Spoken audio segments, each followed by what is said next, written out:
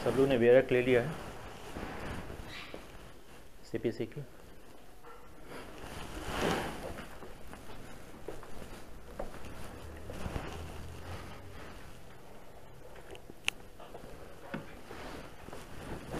CPC class important क्यों है? क्या सीपीसी जानना जरूरी क्यों है? अगर आपके एग्जामिनेशन पॉइंट ऑफ व्यू से बात करें तो पीटी हो, मेंस हो, वहाँ तो इसकी इम्पोर्टेंस है ही। जो इंटरव्यूअर का सबसे पिटेंट सब्जेक्ट रहता है ये भी यही है, सीपीसी। आपसे मैक्सिमम सवाल सीपीसी से ही पूछे जाते हैं, क्योंकि लोगों की धारणा है कि सीपीसी का कॉन्सेप्ट लोगों के पास नहीं है। और एक चीज़ और भी है जो आप लोग जिसकी वजह से घबराते हैं, ये मोटी सी बेरक देखकर। कारण है ना, अब तक हम लोग जो कुछ भी पढ़े हैं सेक्शंस पढ़े हैं, अब हम लोग जो कुछ भी देखेंगे वहाँ सेक्शंस हैं, साथ में ऑर्डर हैं, रूल हैं, अपेंडिक्स है, उन सभी चीज़ों की चर्चा करेंगे। लेकिन जो सबसे इम्पोर्टेंट चीज़ है प्रैक्टिकल पॉइंट ऑफ व्यू से भी अगर देखिएगा सीपीसी के कंसर्निंग, तो आपको एडवोकेट में बेल से कंसर्निंग या क्रिमिनल से कंसर्निंग ढेर सारे एडवोकेट मिल जाएंगे। सिविल मामलों से वो एडवोकेट मिल जाएंगे क्योंकि एडवोकेट की एक टेंडेंसी है कि वो केस नहीं छोड़ते हैं। लेकिन तब यह है कि कितनी उनको जो नॉलेज है, क्या वो करते हैं, वो सब चीज़ डिपेंड करता है इस प्रोसीजर लॉ पे। और एक चीज़, अगर किसी ने भी आपको कभी कहा हो कि कोर्ट में प्रैक्टिस जो है वो अलग चीज़ है और किताब में अलग चीज़ है, तो इस धारणा से आप मुक्त हो जाइए, क्योंकि ऐसा कुछ भी नहीं है। क्योंकि जब हमने प्रोसीजर आपको दिया है तो प्रोसीजर के अकॉर्डिंग ही कोर्ट के भी प्रोसीजर चलेंगे। जो ये कहते जानकारी नहीं है, धीरे धीरे आप भी समझ जाएंगे कि सब कुछ प्रोसीजर के अकॉर्डिंगली ही होता है। ये जो शब्द हैं, ये जानबूझ के मैंने एक जगह लिखा है, इसकी जरूरत बार बार पड़ेगी। और अगर आप इसके हिंदी के शब्दों को देखेंगे तो बहुत सा, जैसे कथन, अभिकथन, कार्रवाई, कार्यवाही, काफ़ी कुछ मिलता जुलता चीज़ है। तो एक पेपर आता है आपका ट्रांसलेशन का, चाहे यूपी में हो चाहे बिहार में हो, तो एग्जैक्ट शब्दों का इस्तेमाल करना भी जरूरी होता है आपके लिए उतना ही। तो सीपीसी में आने से पहले जो इन शब्दों को हम लोग समझ लें कि क्या फ़र्क है, फिर सीपीसी पे हम लोग आएंगे। जो फर्स्ट है आपका एप्लीकेशन, पिटीशन एंड प्लेंट, ये तीनों।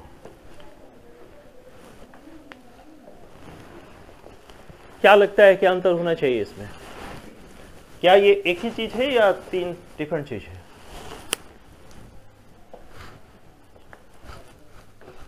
सर अलग अलग तो शब्द है ही, फिर अंतर क्या है? नहीं, ये चीज नहीं। अगर आपके पास लिमिटेशन एक्ट है तो उसका सेक्शन 2B देखेंगे तो वहाँ कहता है कि एप्लीकेशन इंक्लूड पिटीशन, यानी एप्लीकेशन में ही पिटीशन शामिल है। तब अंतर क्या है? जो मुख्य अंतर है वो है कि एप्लीकेशन आप ओरली भी कर सकते हैं और रिटन भी, लेकिन पिटीशन कभी भी ओरली नहीं होगा, ये जब भी होगा रिटन में होगा। तो ये छोटी छोटी बारीकियां हैं जो आपको ध्यान में रखनी है। प्लेंट, क्योंकि सिविल प्रोसीडिंग स्टार्ट ही इसी से होगी, तो क्या आप कहते हैं प्लेंट किसको कहेंगे? इन सभी चीज़ों पे चर्चा करेंगे हम लोग। जस्ट इन शब्दों से वाकिफ होना आपके लिए उतना जरूरी है इस वक्त, क्योंकि घर जाइएगा जिस वक्त चीज़ों को बार बार दोहराइएगा और इसके फर्क को हमेशा महसूस कीजिएगा। एक चीज़ नहीं है ये सभी चीज़ें। क्लेमेंट, दावेदार कौन है? किसको कहेंगे कि क्लेमेंट है? Very good. जो राइट की डिमांड करता है, जो क्लेम करता है, वो क्लेमेंट है। क्योंकि क्लेम करने वाला कौन होगा? जिसके पास कोई राइट होगा। और राइट किस तरीके का? लीगल राइट, फंडामेंटल राइट, जिस तरीका भी राइट जिसने इन्फ्रिंज किया हो, और उस राइट को जो डिमांड करता है वो है दावेदार। और कॉम्प्लेनेंट, कॉम्प्लेनेंट कौन है? परिवादी, जब तो क्लेमेंट भी तो वही है जो कोर्ट में ही ले जाएगा ना। आप किससे मांगेंगे अपनी राइट? कोर्ट बना किस लिए है? उसी राइट को तो इन्फोर्स कराने के लिए बना हुआ है। अभी हम लोग थोड़ी देर में देखेंगे सब्सटेंटिव लॉ क्या है, प्रोसीजर लॉ क्या है। तो कंप्लेनेंट वो है जो किसी चीज को एक संदर्भ में कोई एलिगेशन लगाता है। कहाँ? कोर्ट ऑफ जस्टिस के पास कंप्लेन कर रहा है वो। कंप्लेंट और कंप्लेनेंट इन दोनों में फर्क है, परिवाद और परिवादी। कंप्लेंट की डिफिनेशन कहाँ दी गई है? हाँ, सीआरपीसी के 2D में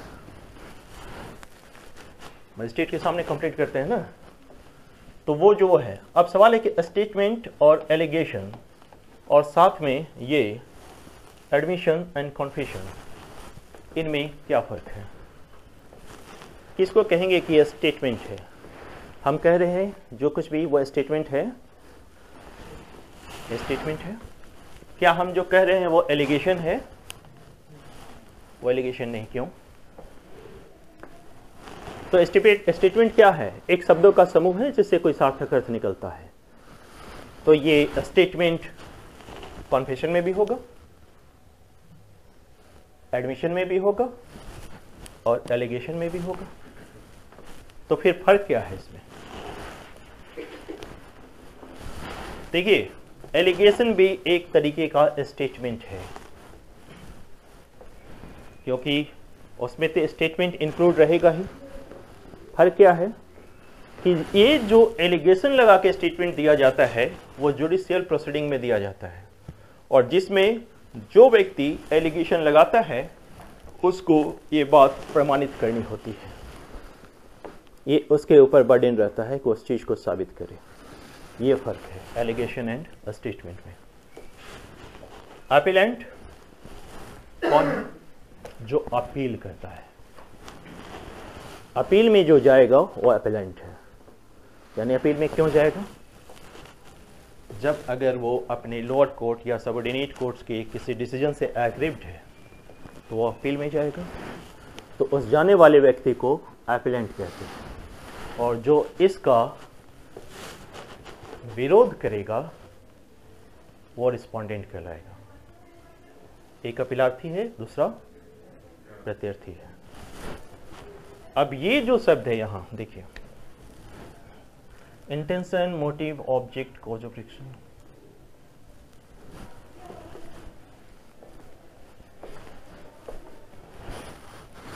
इसकी चर्चा हम लोग एविडेंस एक्ट में भी किए थे।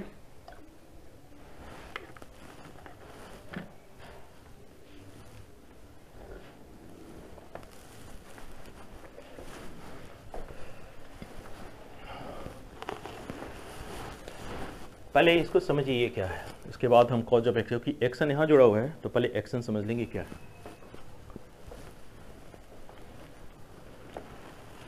जब कोई मामला कोर्ट के सामने प्रस्तुत किया जाता है तो कोई व्यक्ति किसी व्यक्ति के खिलाफ एक्शन में आता है। क्यों आएगा? तो ये कार्यवाही है, कार्यवाही नहीं है। ध्यान दीजिएगा, कार्यवाही और कार्यवाही में फर्क है। प्रोसीडिंग्स के लिए कार्यवाही है तो प्रोसीडिंग्स को कहेंगे, ये प्रोसीजर का स्टेप है, प्रक्रिया संबंधी एक चरण है जिसको कार्यवाही कहते हैं। प्रोसीडिंग्स कर रहे हैं किसी के प्रति, तो एक प्रोसीजर है जिसके किसी स्टेप पे हम हैं, तो ये कार्यवाही है। और ये एक्शन जब कोई व्यक्ति किसी के अगेंस्ट में कोर्ट ऑफ जस्टिस में कोई एक्शन लेता है। देन कॉज ऑफ एक्शन, वाद, हेतुक।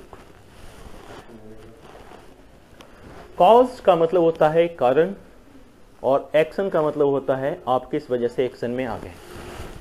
फर्ज कीजिए हमने किसी को 1 लाख रुपया कर्ज दिया है और उसके इस प्रॉमिस पे कि वो 2 महीने में उसको वापस कर देगा। जब वो 2 महीने में उसको वापस नहीं करता है और कहता है कि हम नहीं देंगे, तो हम क्या करेंगे? एक्शन लेंगे। और एक्शन लेने का कारण क्या हुआ?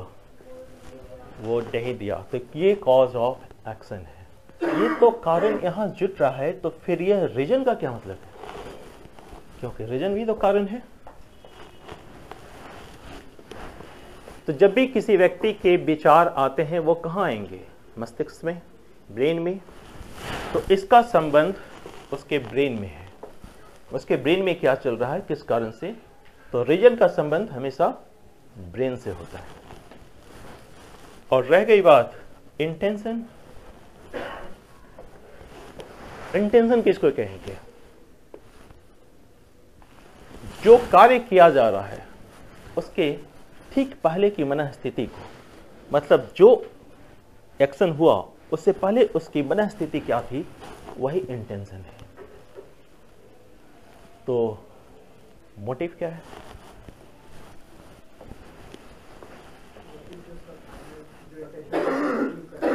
जो इंस्पायर्ड कर रहा है उसको काम करने के लिए, किसी कार्य को करने की जो प्रेरणा है, मोटिवेशन से ही मोटिव बना हुआ है। जिस कार्य को करने की जो प्रेरणा उसको प्राप्त हो रही है वो मोटिव है। क्या मोटिव को हम लायबिलिटी का आधार मानते हैं क्रिमिनल लायबिलिटी में? जैसे मान लीजिए कोई ये कहे कि हम गंगा को प्रदूषण मुक्त रखेंगे, उसका मोटिव अच्छा है या बुरा है? और कोई व्यक्ति जो गंदा डाल रहा है गंगा में, वो उसका मर्डर कर देता है, तो प्रदूषण मुक्त रहे गंगा, इस वजह से उसने उसका मर्डर कर दिया। तो अब की स्थिति में उसका मोटिव तो बहुत अच्छा है, लेकिन जो कार्य उससे पहले की स्थिति, मनस्थिति, जो उसका इंटेंशन था, क्या वो उसकी लायबिलिटी को तय करेगा या मोटिव तय करेगा? क्योंकि अगर मोटिव तय करेगा तब तो उसके इतने अच्छे कॉज के लिए तो उसको हम कुछ नहीं कहेंगे। इसलिए क्रिमिनल लायबिलिटीज में मोटिव को हम लोग नहीं देखते हैं, इंटेंशन को देखते हैं। मोटिव को उसके लिए हम नहीं देते हैं। देन ऑब्जेक्ट, उद्देश्य क्या है? उद्देश्य उस कार्य का फल है जिसको प्राप्त करने के लिए वो कोई कार्य करता है। फर्क समझ रहे हैं ना, कितनी बारीक फर्क है? तो ये सब आप लिखते जाइए जहां भी आपने लिखा है, क्योंकि ये फिर थोड़ी देर में गायब हो जाएगा। इसलिए हमने कहा कि हिंदी और इंग्लिश दोनों देखिएगा, ठीक है? अब मिटा दो ना इधर।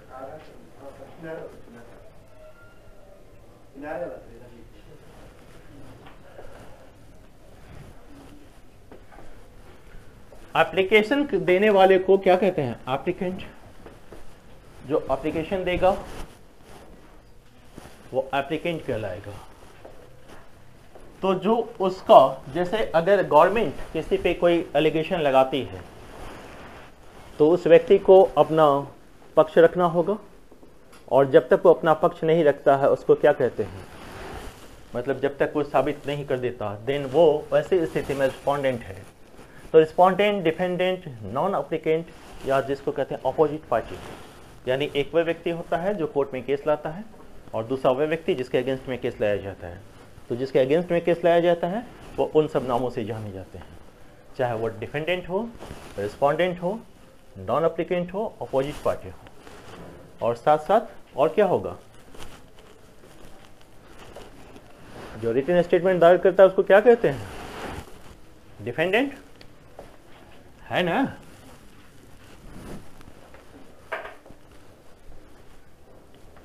और रिटन स्टेटमेंट समझ रहे हैं क्या है? फर्स्ट तो प्लेंट डालेगा, हम लोग इस पर चर्चा करेंगे, सिर्फ शब्दों को समझ लीजिए क्योंकि इसमें डिटेल्स में जाना है एक एक चीजों के। तो जब ये प्लेंट डालेगा तो डिफेंडेंट रिटन स्टेटमेंट डालेगा, WS जिसको आप कहते हैं, और इसमें कुछ बात हुई तो इसका प्रत्युत्तर जब दिया जाता है तो ये रिजॉइंडर है।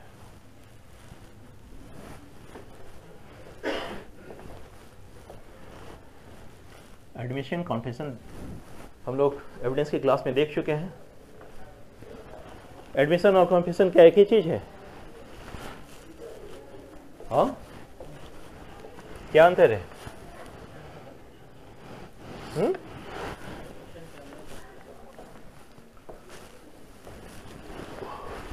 कब कहेंगे कि कॉन्फेशन हुआ? कहां डिफाइन है कॉन्फेशन? कॉन्फेशन डिफाइन नहीं है। एडमिशन डिफाइन है 17 में, कॉन्फेशन डिफाइन नहीं है, लेकिन एक जजमेंट आया था जिसमें उसको डिफाइन किया गया। वो जजमेंट कौन सा था?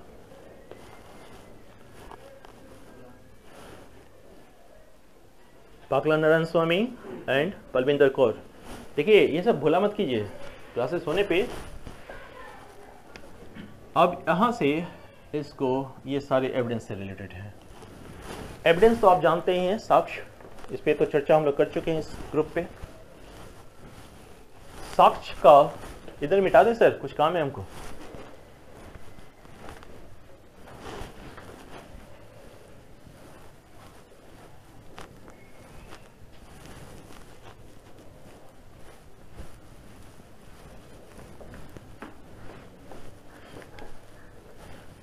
मैं इसलिए कहता हूँ हिंदी साथ साथ देखिए, क्योंकि हिंदी बहुत सार्थक शब्द है। कुछ तत्सम शब्दों का जब इस्तेमाल होता है तो उसका कुछ मीनिंग होता है। ये साक्ष्य की जब भी हम बात करते हैं, हमने क्या बताया था? स प्लस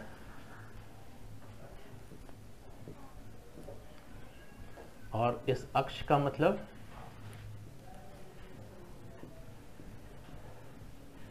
नेत्र, यानी कि आई, तब ये बनता है साक्ष्य। इसका मतलब क्या हुआ? आंखों से देखे तो आप सेटिस्फाइड होते हैं किसी चीज को कि हाँ वो चीज है। अगर मैं कहूं कि आपके सामने बोतल रखा हुआ है, आप मान लेंगे? कैसे मानेंगे? आंख से देख के मान लेंगे। तो ये साबित हो जाएगा जैसे आपने आंख का इस्तेमाल किया, उस चीज को, मेरे स्टेटमेंट को स्पष्ट कर दिया आपने। तो हमने जो भी स्टेटमेंट दिया वो स्पष्ट हो गया। इसलिए जो कुछ भी जो फैक्ट है जो उसको स्पष्ट कर देता है वो एविडेंस है, क्योंकि एविडेंस ही तो दिया जाता है न्यायालय के सामने। और क्या होता है? फैक्ट्स होते हैं और उस फैक्ट को प्रमाणित करना होता है, और उसके लिए हम एविडेंस देते हैं और उसके कंसर्निंग जो हमारा एक्ट है। टेस्टिमनी, देखिए इसका साथ तो टेस्टिमनी परिसाक्ष्य। हिंदी में गड़बड़ी है, इसलिए हमने कहा कि उन सभी शब्दों पे गौर से ध्यान दीजिएगा। साक्ष्य है, परिसाक्ष्य है, अभिसाक्ष्य है, प्रसाक्ष्य है। तो अगर इस तरह से पढ़ेंगे तो कंफ्यूजन हो जाएगी कि एक्चुअली इनका क्या मीनिंग है। लेकिन तब यह है कि टेस्टिमनी, डिपोजिशन, प्रोटेस्ट, इनमें भी तो आपको फर्क समझना होगा। किसको कहेंगे कि टेस्टिमनी है? कब कहते हैं कि टेस्टिमनी है? अरे नहीं सर,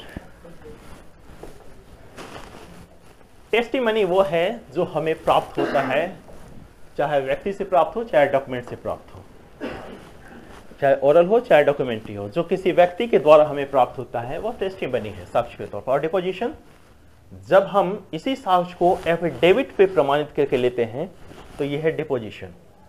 तभी तो जो आप एफिडेविट करवाते हैं वहां क्या लिखा रहता है जब साइन करते वक्त जाते हैं? तो डिपोनेंट ना, अभिसाक्षी, डिपोनेंट लिखा रहता है वो। ये इसी वजह से, क्योंकि अभिसाक्ष्य है। और ये प्रसाक्ष्य, ये क्या है? इसकी चर्चा क्यों नहीं हो पाई? ये एनआई एक्ट का है, सेक्शन 100 में प्रसाक्ष्य। जब कोई नेगोशिएबल इंस्ट्रूमेंट या तो नॉन एक्सेप्टेंस की वजह से या फिर इनसफिशिएंट फंड की वजह से रिजेक्ट हो जाता है, तो नोटरी के सामने उसे हम क्या करवा लेते हैं? नोटिफाई करवा लेते हैं, और ये प्रॉपर एविडेंस हो जाता है इस पर्टिकुलर एपिसोड का, और यही प्रोटेस्ट है। लेकिन जब यहां प्रसाक्ष्य लगा हुआ है, वहां नाम ही इसका प्रसाक्ष्य, और प्रूफ, सबूत। ये इफेक्ट ऑफ एविडेंस को प्रूफ कहते हैं। किसी साक्ष्य का क्या प्रभाव पड़ा वो उसका प्रूफ है। कॉगेंट एविडेंस, आप क्या दिए गए सभी साक्ष्यों पे यकीन कर लेते हैं जब तक कि वो तर्कपूर्ण न लगे, जब तक कि वो रिलायबल न लगे। क्योंकि आपको किस चीज की इजाजत है, किस तरह का साक्ष्य दिया जाएगा?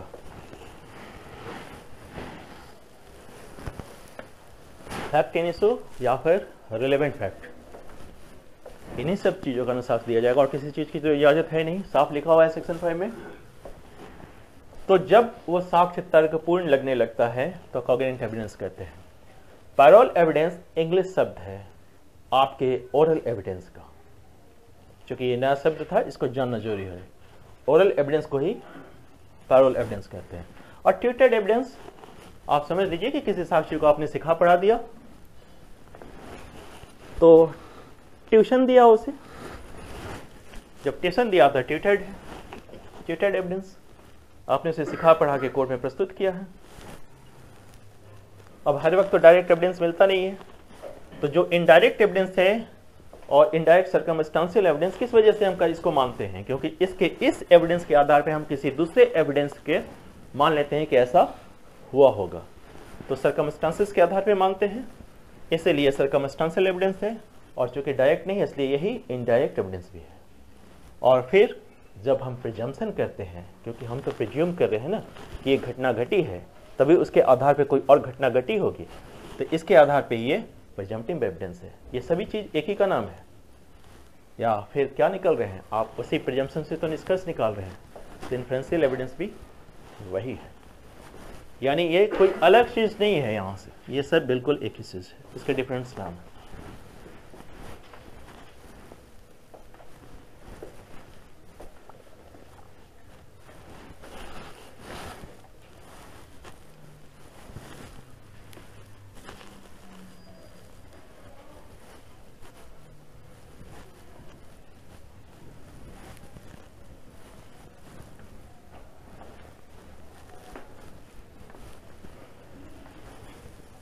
खंडन कब करते हैं?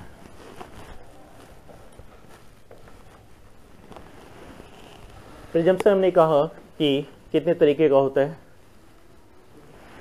कौन कौन? मे प्रिज्यूम, सेल्फ प्रिज्यूम और कंक्लूसिव एविडेंस। तो प्रिजम्पशन में क्या होता है? मे प्रिज्यूम और सेल्फ प्रिज्यूम रिबटेबल होता है ना, आप उसका खंडन कर सकते हैं ना, और साक्ष्य देखें। तो जो आप खंडन करते हैं ऐसे के लिए रिफ्यूट शब्द है, लेकिन जब आप हिंदी देखेंगे तो रिफ्यूट के लिए खंडन है और क्वेश्चन के लिए अभिखंडन है, और इसके लिए विखंडन है। तो जब आपके ट्रांसलेशन के पेपर आए तो उल्टा पुल्टा मत कर दीजिएगा। क्वेस कब करते हैं आप? जो लोग कोर्ट से जुड़े हुए हैं वो लोग जानते हैं, मैक्सिमम इस्तेमाल करते हैं जो प्रोविजन है सीआरपीसी का 482, क्वेश्चन पिटीशन डालते हैं। क्या करना चाहते हैं? कोर्ट से इस चीज़ का प्रे करते हैं कि वो उसको अभिखंडित कर दी जाए, जो कुछ भी हमारे विरुद्ध कार्रवाई चल रही है या जो कुछ भी खत्म कर दिया। और ये रिसेशन, इसको तो हम लोग देखे हैं, कहाँ देखे हैं? इस साल में कहाँ देखे हैं? वेरी गुड, 27 से 30 संविधाओं का ये कॉन्टैक्ट का रिसेशन होता है, संविधाओं का विखंडन होता है। अब ये जो ग्रुप है, decision, findings, judgment and adjudication, court से हमें क्या मिलता है? इसी में एक चीज और भी जुड़ जाएगा, डिक्री।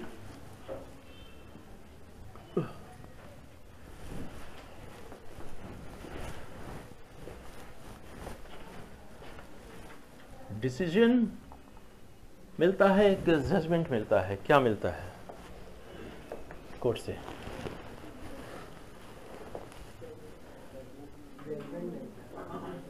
जजमेंट मिलता है जो डिक्री में कन्वर्ट हो जाती है। सही बोल रहे हैं कि डिक्री मिलता है जो जजमेंट में कन्वर्ट हो जाती है। जजमेंट मिलता है जो डिक्री में कन्वर्ट हो जाएगी, यानी पहले जजमेंट आएगा देन डिक्री आएगी। हम लोग चर्चा करेंगे उस पर सेक्शन 33 में सब चीज़ों। और डिसीजन क्या है? What is decision? और फाइंडिंग, आप जानते हैं कि जिस वक्त कोर्ट में जजमेंट आता है वो फैक्ट के आधार पे भी आता है और लॉ के आधार पे भी। तो जब लॉ के आधार पे वो अपना ध्यान लगाता है तो वो डिसीजन है, और फैक्ट के आधार पर जब वो पहुंचता है तो वो फाइंडिंग्स है, निष्कर्ष है, और जब इन दोनों के आधार पे पहुंचता है तो ये जजमेंट है।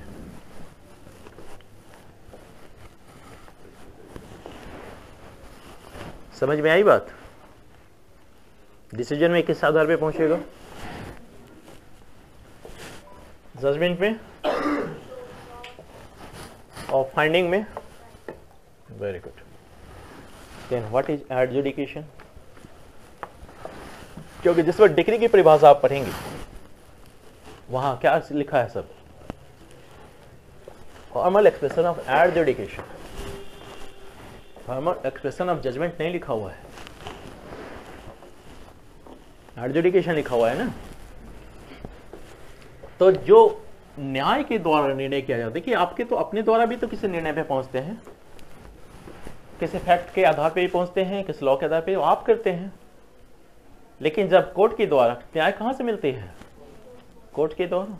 तो जब कोर्ट के द्वारा मिलेगा तो वह एडजुडिकेशन है, न्याय निर्णय है, जजमेंट ही। क्योंकि हमने क्या कहा कि जजमेंट होना जरूरी है डिग्री के लिए, क्योंकि जजमेंट आएगा देन वो डिग्री पड़ेगी, और डिग्री की परिभाषा में एडजुडिकेशन है, तो ऑलरेडी वो जजमेंट है, लेकिन न्याय करके उस निर्णय पे पहुंचा है। देन हम लोग करेंगे अभी एक एक चीज की चर्चा। और ये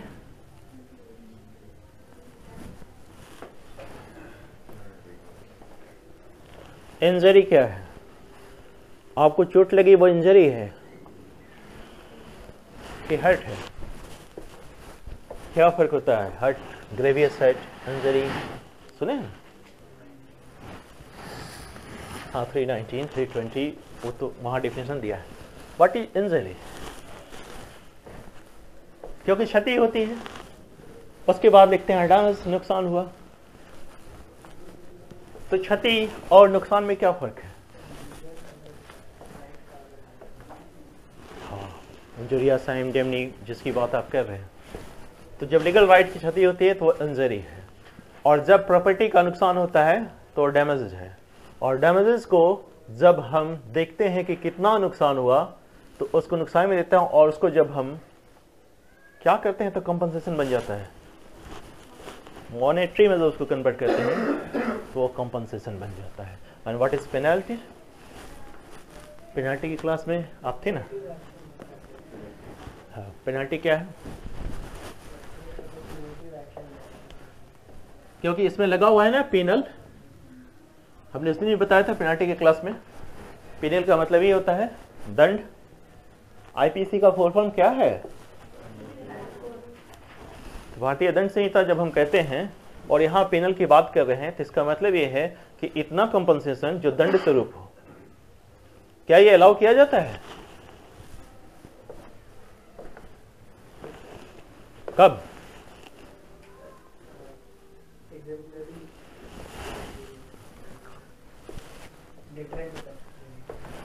एक तो वो है, और कहां करते हैं? जैसे हम कहें कि हम ए और बी दो लोग आपस में कांटेक्ट करते हैं और ये लिख दिया कि 1000 रुपया हमने उससे लिया है, नहीं देने पे हम उससे 5000 रुपया लेंगे। ये क्या है? कॉम्पनसेशन है, पेनल्टी है।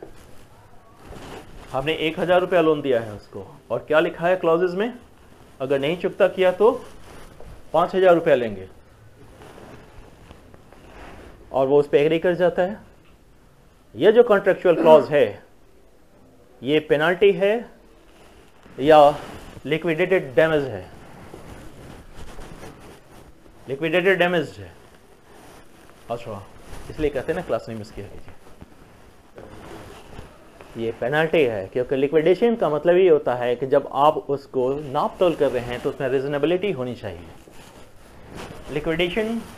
लिक्विडेटेड डैमेज का क्या मतलब होता है कि हम उस नुकसानी को पहले ही आंक लिए हैं। तो भाई साहब 1000 के नुकसानी को 5000 नुकसानी आप किस तरीके से आंके हैं? क्योंकि रिमोटनेस ऑफ डैमेजेस तो हम देते ही नहीं। देते हैं क्या?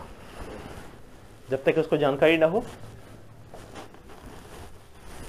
तो ये पेनल्टी है जो अलाउ करते हैं, जैसा उन्होंने कहा एग्जाम्पलरी डैमेजेस जब हम करते हैं। और दूसरा, जब आप बेल बॉन्ड भरते हैं तब,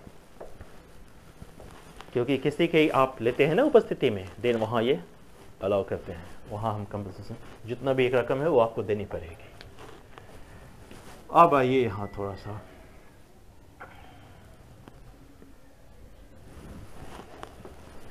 जज, मजिस्ट्रेट, जस्टिस, चीफ जस्टिस। आप लोग किसकी तैयारी कर रहे हैं? आप जज की तैयारी कर रहे हैं। यस। जज कहाँ डिफाइन है? Yes sir, 28 CPC।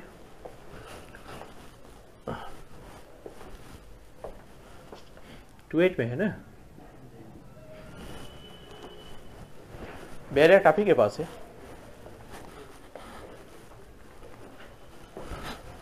क्या है जज की डेफिनेशन? सिविल न्यायालय का पीठासीन अधिकारी न्यायाधीश कहलाता है। यही कह रहा है ना वो, कि जो भी सिविल न्यायालय का प्रिजाइडिंग ऑफिसर होगा वो जज है। तो आप लोग किसकी तैयारी कर रहे हैं? मजिस्ट्रेट की? क्यों अभी तक ये भी नहीं पता है कि किसकी तैयारी कर रहे हैं? ये आपके डिजिग्नेशन क्या है? सिविल जज जूनियर डिवीजन जो है, तो जज तो लगा हुआ है। सिविल न्यायालय का सभी पीठासीन अधिकारी है, ऐसा नहीं कहता है कि कौन कौन। सब एक चीज मानते हैं कि जो सबसे नीचे पादान पे है वो मजिस्ट्रेट है। और मजिस्ट्रेट और जज में क्या अंतर है? यानी मुंसिफ और जज में क्या अंतर है? मजिस्ट्रेट और मुंसिफ में क्या अंतर है? Very good. और मुंसिफ जो सिविल मामला देखिएगा, एक ही व्यक्ति होता है जिसको मुंसिफ और मजिस्ट्रेट, बस उसका डिपेंड करता है कि जिस वक्त अपने जुरिस्डिक्शन में कौन सा काम देख रहा है वो। अगर वो सिविल मामला देख रहा है तो ऐसी स्थिति में वो मुंसिफ है, और सेम अगर वो क्रिमिनल मामला देख रहा है तो वो मजिस्ट्रेट है। तो जब आप जाते हैं कोर्ट में, डिस्ट्रिक्ट कोर्ट में, वहाँ क्या लिखा होता है? जिला एवं सत्र न्यायालय। इसका मतलब क्या हुआ? डिस्ट्रिक्ट एंड सेशन कोर्ट न्यायालय है ना, यानी जिला न्यायाधीश भी है और वो सत्र न्यायाधीश भी है, जो भी वहां का पीठासीन अधिकारी है। जिला न्यायाधीश कब है और सत्र न्यायाधीश कब है? क्रिमिनल का मैटर देख रहा है। तो ये जस्टिस कौन है? जो जस्टिस करेगा वो जस्टिस है। यस। यानी कि जब हम एडीजी के ऊपर चले जाते हैं, एडीजी जो आपका है डिस्ट्रिक्ट लेवल से ऊपर, तो उनके ऊपर जब भी जाते हैं, यानी हाईकोर्ट के किसी भी जज को जस्टिस कहते हैं, और उनके लिए जो शब्द है न्यायमूर्ति, मूर्ति है वो। आपको देख के लगता होगा चुपचाप बैठा रहता है, मूर्ति नहीं हो, उसकी इज्जत में हम ये शब्द लिखे हैं न्यायमूर्ति। और चीफ जज और चीफ जस्टिस में क्या अंतर है?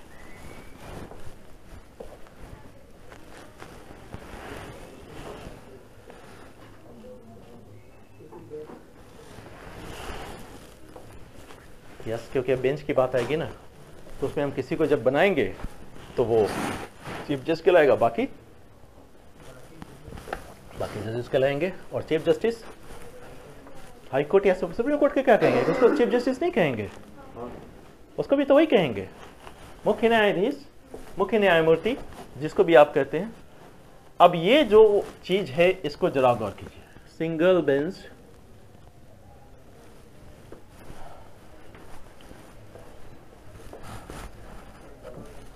हाँ सर, हाँ सर,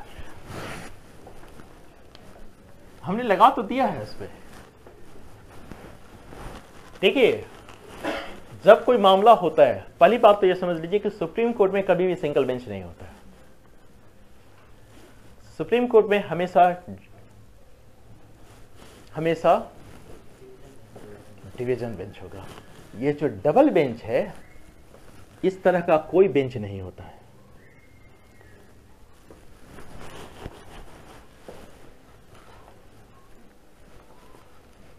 इसकी जगह होता है डिवीजन बेंच।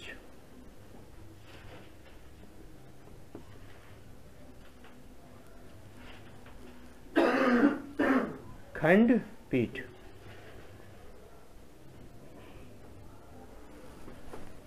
यानी गलती से भी आप इसको सिंगल के बाद डबल मत कीजिएगा, चाहे इसमें दो न्यायाधीश ही क्यों ना हो, तो भी ये डिवीजन बेंच ही कहलाएगा। ऐसा नहीं कि दो हैं तो डबल बेंच, नहीं, डिवीजन बेंच है ये, डबल बेंच नहीं होता है।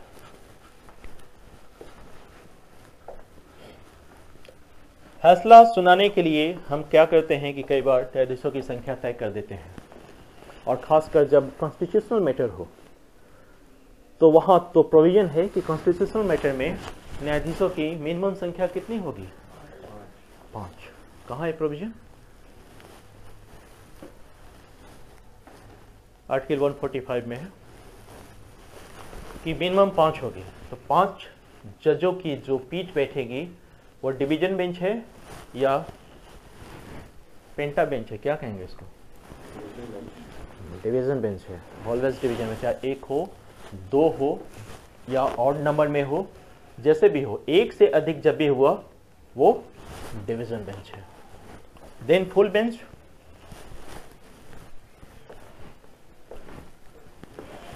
फुल बेंच किसको कहेंगे? अगर आप उस जजमेंट को जो डिवीजन बेंच के द्वारा दिया गया है उसको रिकंसिडर करने के लिए वापस भेजते हैं तो फुल बेंच का गठन किया जाता है। यानी पहली बात ये कि उसकी संख्या पुराने जो भी संख्या रही है उससे अधिक होगी, और उसकी टर्मिनोलॉजी अब बदल के फुल बेंच हो जाएगी। और फुल बेंच में अगर जितने भी न्यायाधीश हैं सभी के सभी अगर उपस्थित हैं तो वो फुल कोर्ट कहलाता है। ये भी तो हो सकता है कि 13 न्यायाधीशों की पीठ हो और उसमें से 2 न्यायाधीश जजमेंट के दौरान मर गए या उस तारीख को उपस्थित न हो। तो अगर ये सारी की सारी चीज़ें मौजूद हैं, यानी कि जितने भी हमने न्यायपीठ का गठन किया वो सभी के सभी मौजूद हैं और उनके द्वारा दिया गया अगर जजमेंट है तो वो फुल कोर्ट जजमेंट कहलाता है। अभी तक सबसे मैक्सिमम कितना गया है? किसमें? यस। प्रॉमिस मतलब तो जानते ही हैं, वचन। कॉन्ट्रैक्ट में है ना वचन, कब प्रॉमिस बन जाता है वो? After acceptance.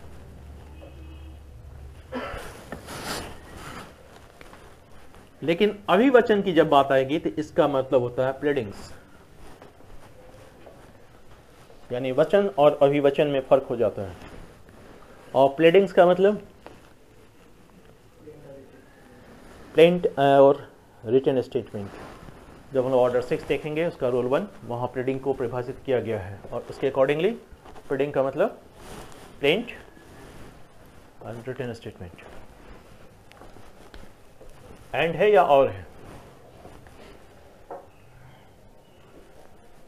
शेड्यूल, अनुसूची और सूची के लिए लिस्ट। आप जानते हैं ना हमारे कॉन्स्टिट्यूशन में एक 7 शेड्यूल है और उसमें कितने लिस्ट हैं? 3। यानी अनुसूची में सूची है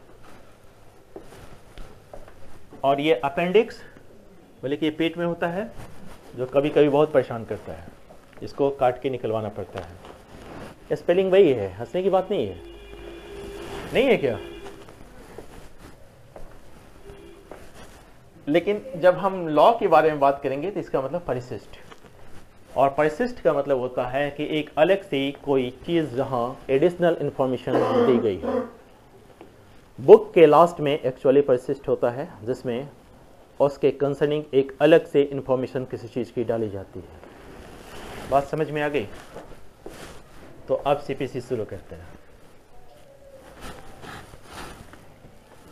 इन सब चीजों को ध्यान में इसलिए रखिएगा, एक तो ये शब्द हिंदी में बहुत मिलते जुलते आपस में हैं, दूसरा वो आपके ट्रांसलेशन पॉइंट ऑफ व्यू से, और जो सबसे इंपॉर्टेंट है आपकी जानकारी से, कि आपको जानकारी होनी चाहिए।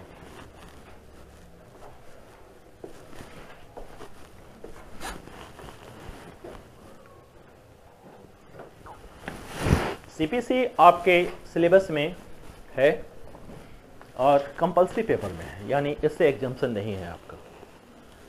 जैसे बाकी चीज़ों को आप चॉइस कर सकते हैं, ये तो आपको रखना ही रखना है।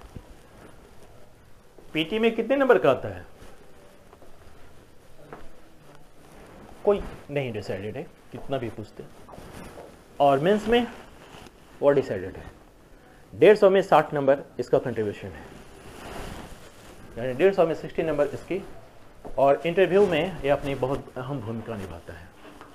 यानी अगर सीपीसी की नॉलेज है आपको, तो आप मान के चलिए कि आप नहीं होना ही होना ऐसा नहीं है, वो तो डिपेंड करता है कि सामने, ऐसा नहीं है कि सीआरपीसी का सवाल पूछा और सीपीसी का जवाब देंगे, क्योंकि हमें सीपीसी की जानकारी है, तो मेरा तो होना ही होना है। अगर नहीं होता है तो तुमको नहीं आता है सीपीसी, तो ये चीज़ें नहीं है।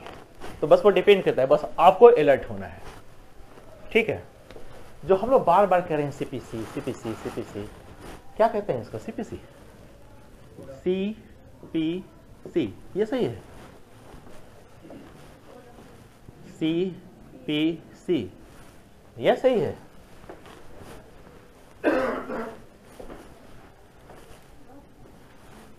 एब्रिविएशन नहीं किया हमने, सिंपल सीपीसी का। कौन सा सीपीसी सही है? ये ना ऊपर वाला सही है ना नीचे वाला सही है। नाम क्या है इसका?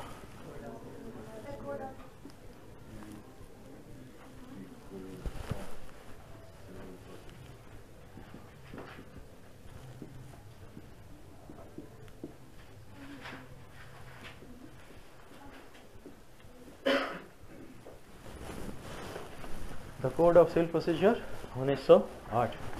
यानी कि अगर हम ऐसे कहें तो क्या होता है? CCP, ये वो ना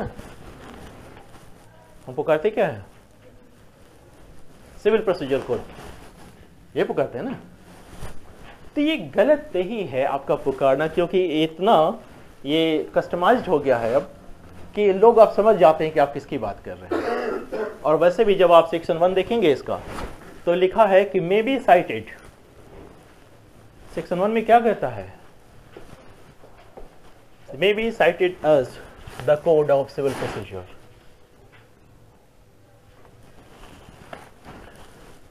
मे लिखा हुआ है ना, ये हमेशा कंपलसरी नहीं है कि आप हर वक्त इसको इसके पूरे नाम से ही पुकारें। सीपीसी, सीआरपीसी, ये सब इतना रूढ़ हो चुका है कि अब आप इसको बताइएगा तो लोग समझ जाता है। लेकिन तब ये है कि आपको एक लेमैन और एक लॉ स्टूडेंट में फर्क तो होना चाहिए। तो आप क्या लिखेंगे? क्योंकि आपको तो नाम जानना चाहिए ना इसका, तो ये मिस्टेक नहीं होनी चाहिए। हालांकि करेंगे भी तो कोई बहुत बड़ा मिस्टेक नहीं है जिसको ब्लेंडर कहेंगे, नहीं मान लेंगे। लेकिन तब यह है कि प्रायोरिटी इसको दीजिए कि आपको नाम पता होना चाहिए। और इसकी हिंदी नाम सिविल प्रक्रिया संहिता, और यही कंफ्यूजन किया है सीपीसी से। सिविल प्रक्रिया के लिए प्रोसीजर और संहिता के लिए कोड, ये हिंदी वाला ही सीपीसी करवा दिया इसको। नहीं, सच्चाई यही है, लेकिन नाम इसका यही है। लेकिन नाम एक नहीं, एक और भी होता है। Act number 5 of 1908।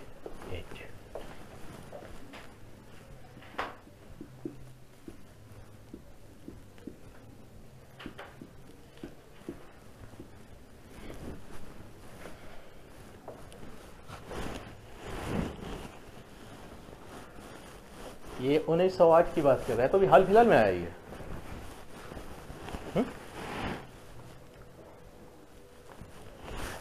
हाल फिलहाल में आया, मतलब इससे पहले 1908 के पहले सिविल मामले जो होते थे, पहले ये समझ लें कि ये है क्या, उसके बाद हम बढ़ें।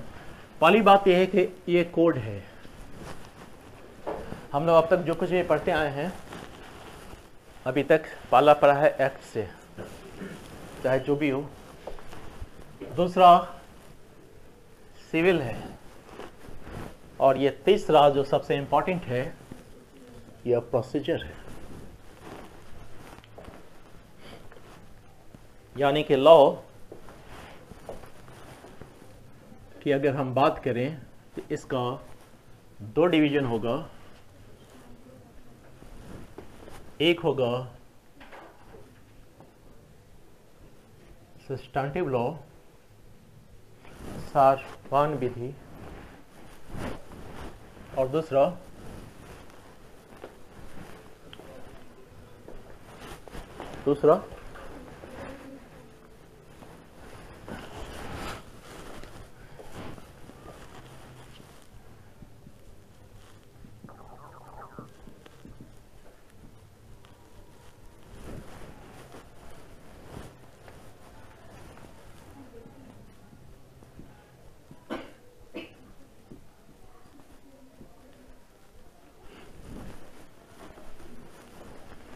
हमने लिखा एडजेक्टिव लॉ या प्रोसीजर लॉ। इस बार आपके ऑब्जेक्टिव में एक सवाल था कि एविडेंस क्या है, एडजेक्टिव लॉ है, तो क्या अंतर होता है एडजेक्टिव लॉ और प्रोसीजर लॉ में?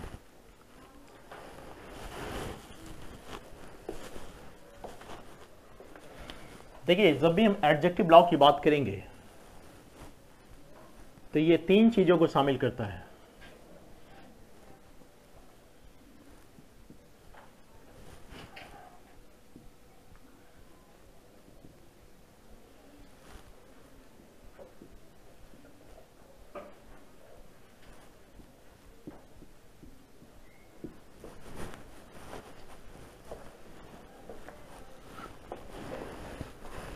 प्लेडिंग, प्रोसीजर एंड प्रूफ, इन तीनों का कंबाइंड नेम एडजेक्टिव लॉ है।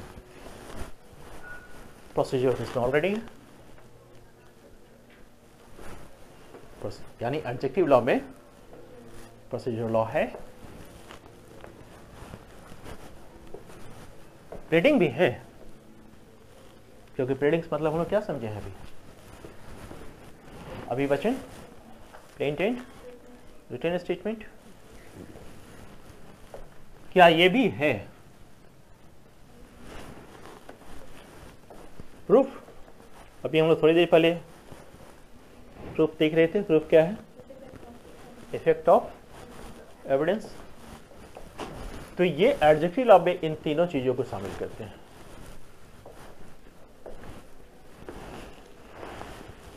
तो प्रोसीजर लॉ तो ऑलरेडी शामिल है इसमें, यानी अगर हम सर्किल बनाएं तो एडजेक्टिव लॉ के सर्किल में प्रोसीजर लॉ तो आ ही जाता है ना। तो अगर हम कहें कि सीपीसी प्रोसीजर लॉ है तो गलत है या नहीं? गलत है क्या? सही है, सही है। अगर हम कहें कि एविडेंस प्रोसीजर लॉ है, गलत है या सही है? हमने पूछा गलत है या सही।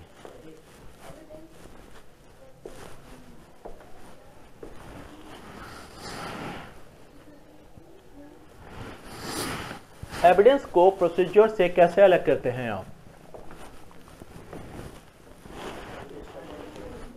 जी, सब्सटेंटिव पार्ट में तो और भी जगह बहुत सारे सब्सटेंटिव पार्ट हैं। जैसे अगर सीआरपीसी देखेंगे तो 125 आपका क्या है? एक सब्सटेंटिव पार्ट है उसका।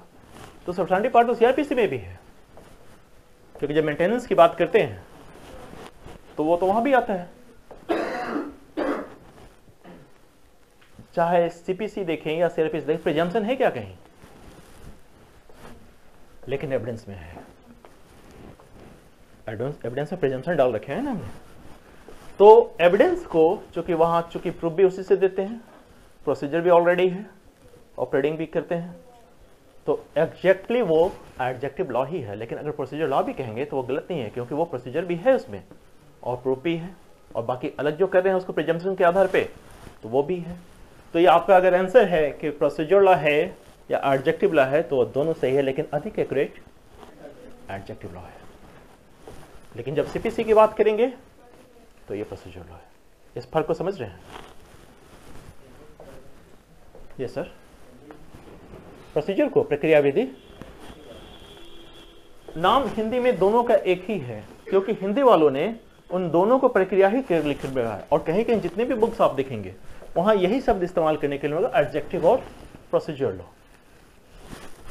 लेकिन जब आप बहुत गहराई में जाएंगे तो फिर इन दोनों के फर्क को बताता है, क्योंकि दोनों का काम क्या है। अब ये समझिए कि जो सब्सटेंटिव लॉ है, जो कि हम लोग हर क्लास में इसको डिस्कस करते हैं कि क्या फर्क है। सब्सटेंटिव लॉ किसको कहेंगे? राइट्स,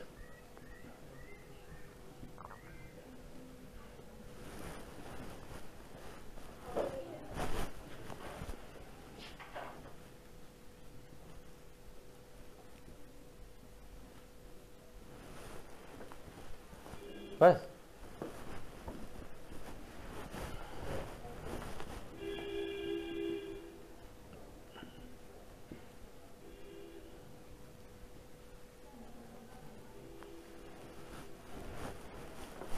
जो अधिनियम, जो एक्ट आपको कोई राइट देता हो, जो आपका राइट होगा तो सेकंड के कंसर्निंग उसकी ड्यूटी होगी, उसके कंसर्निंग। लायबिलिटीज का कंसर्न किससे है? मोरालिटी से। और ड्यूटी का, फंडामेंटल ड्यूटी अगर है, मूलभूत कर्तव्य अगर आपके पास हैं, तो क्या इन्फोर्सेबल बाय लॉ है? फंडामेंटल ड्यूटी को इन्फोर्स किया जा सकता है क्या? है। कॉन्स्टिट्यूशन की क्लास हो चुकी है मधु।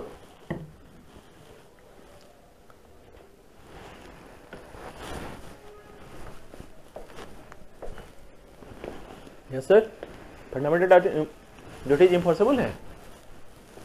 वो इन्फोर्सेबल नहीं है। आर्टिकल 37 में साफ कहता है ना, इन्फोर्सेबल नहीं है। और ये ऑब्लिगेशन, इसके लिए सबसे खास बात क्या है कि वो ड्यूटी जो इन्फोर्सेबल बाय लॉ है, वो ड्यूटी जो इन्फोर्सेबल बाय लॉ है उसको ऑब्लिगेशन कहते हैं। सभी ड्यूटियां इन्फोर्सेबल बाय लॉ नहीं होती हैं। जो ड्यूटी इन्फोर्सेबल बाय लॉ है वह क्या है? आभार है, ऑब्लिगेशन है। तो किसी ने आपको कोई राइट, ड्यूटी, ऑब्लिगेशन सब कुछ दे रखा है और सिर्फ दे दिया है, और कोई व्यक्ति आपके इस अधिकार को छीनता है, तो आप क्या करेंगे? उसको अपना आधार कार्ड दिखाएंगे कि हम सिटीजन ऑफ इंडिया हैं और हमको इतनी इतनी राइट मिली है, मेरा मत छीनो। तो एक झापड़ और लगाएगा, आधार कार्ड भी छीन लेगा। तब क्या करेंगे? तब आप कोर्ट ऑफ जस्टिस में जाएंगे, क्योंकि हमने प्रत्येक व्यक्ति को यह कहा है कि कानून अपने हाथ में ना ले। उसके लिए हमने क्या कर रखा है? कोर्ट्स बना रखे हैं। और ये कोर्ट्स किस तरीके के हैं? क्रिमिनल कोर्ट हैं, सिविल कोर्ट है। क्रिमिनल कोर्ट मतलब कोर्ट ही क्रिमिनल है, क्रिमिनल मैटर देखता है। तो ये सारे आपके राइट्स हैं वो किसके द्वारा इन्फोर्स किए जाएंगे? कोर्ट के द्वारा। तो जब इन्फोर्स करेंगे तो उसके कंसर्निंग कोई प्रोसीजर बताएंगे हम आपको, और वो प्रोसीजर जब बनाते हैं तो वही प्रोसीजर लॉ है। अगर हम सब्सटेंटिव लॉ के इंस्टेंस के बारे में पूछे तो आप क्या बताएंगे? सिविल के कंसर्निंग सब्सटेंटिव लॉ कौन कौन है आपके पास? Contract act. कॉन्स्टिट्यूशन में सिर्फ सिविल मामला आता है, क्रिमिनल मामलों से अपील नहीं होती है। वहां अपील का प्रोविजन नहीं है। 134 क्या है? Substantive law. चूंकि हम लोग सिविल की बात कर रहे हैं अभी, तो पहले तो ये समझना है कि व्हाट इज सिविल। तो उसके लिए तो पूरा सेक्शन 9 पढ़ा हुआ है। अभी के लिए इतना समझ लीजिए कि सिविल का मतलब वह है जो क्रिमिनल नहीं है, दूसरा जो पॉलिटिकल नहीं है, और तीसरा जो मिलिट्री नहीं है। ये तीनों जो नहीं है वो सिविल है, जस्ट 11 की तरह। बाकी हम लोग सेक्शन 9 जिस वक्त डील करेंगे वहां देखेंगे कि सिविल मामला क्या है। लेकिन क्या क्या नहीं है? जो क्रिमिनल नहीं है, जो पॉलिटिकल नहीं है, जो मिलिट्री नहीं है, वो सब सिविल है। तो इसके कंसर्निंग सब्सटेंटिव लॉ क्या है हमारे पास? The Indian contract act, the transfer of property act, the Indian succession act, Hindu law, जो भी फैमिली लॉ है, ये सब क्या है? सब सिविल लॉ है। ये सारे लॉ को हम जब इन्फोर्स कराने जाएंगे तो इसके कंसर्निंग प्रोसीजर लॉ क्या है हमारे पास? एक तो यही है जो सबसे मेन है। ये क्या है? अब सीपीसी लिख दें? हाँ, आप समझिएगा। हम लिखते हैं एक तो, अच्छा इसको मिटा दो।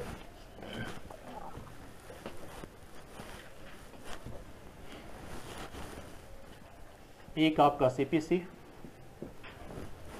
क्या इससे काम हो जाता है?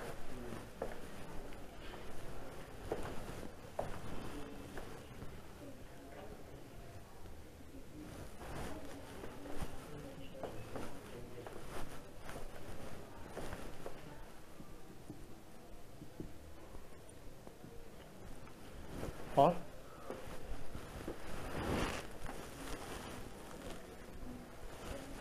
ये जो आपका सेक्शन 7 और 8 है, जो आपके इसमें से एक जो आपके सिलेबस में है, प्रोविंशियल स्मॉल कोज कोर्ट,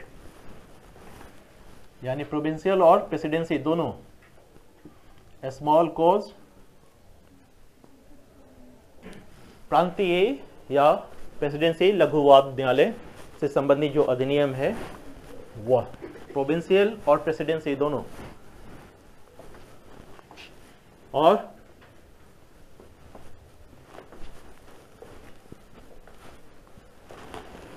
हाई कोर्ट रूल्स बनाते हैं, यानी civil court rules of the judicature of high court. ये जो civil courts rules, civil court rules कौन बनाता है? और क्रिमिनल कोर्ट रूल दोनों ही बनाते हैं।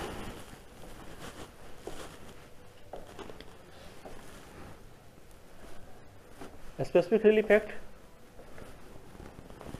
प्रोसीजर है या सब्सटेंटिव लॉ है?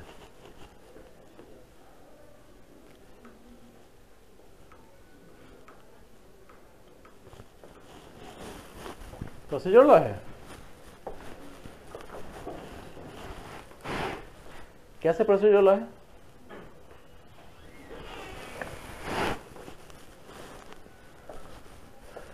क्या प्रक्रिया दी हुई है उसमें बताइए। वो तो सब जगह सिर्फ अधिकार की बात कर रहे हैं कि आपके ये अधिकार हैं, कब विखंडन करवाइएगा, कब आपको बेकब्जा कर दिया तो क्या कीजिएगा, वो तो सब उसके बारे में बता रहा है। स्पेसिफिक रिलीफ दे रहा है आपको, उसके कंसर्निंग वो एक्ट बनाया है, देन वो सब्सटेंटिव लॉ है। कंफ्यूज नहीं कीजिएगा उससे।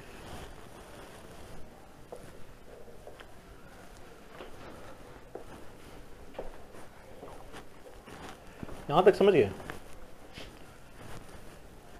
जब ये सब्सटेंटिव लॉ इतना इंपॉर्टेंट है कि आपको अधिकार देता है, किसी के ऊपर कर्तव्य अधिरोपित करता है,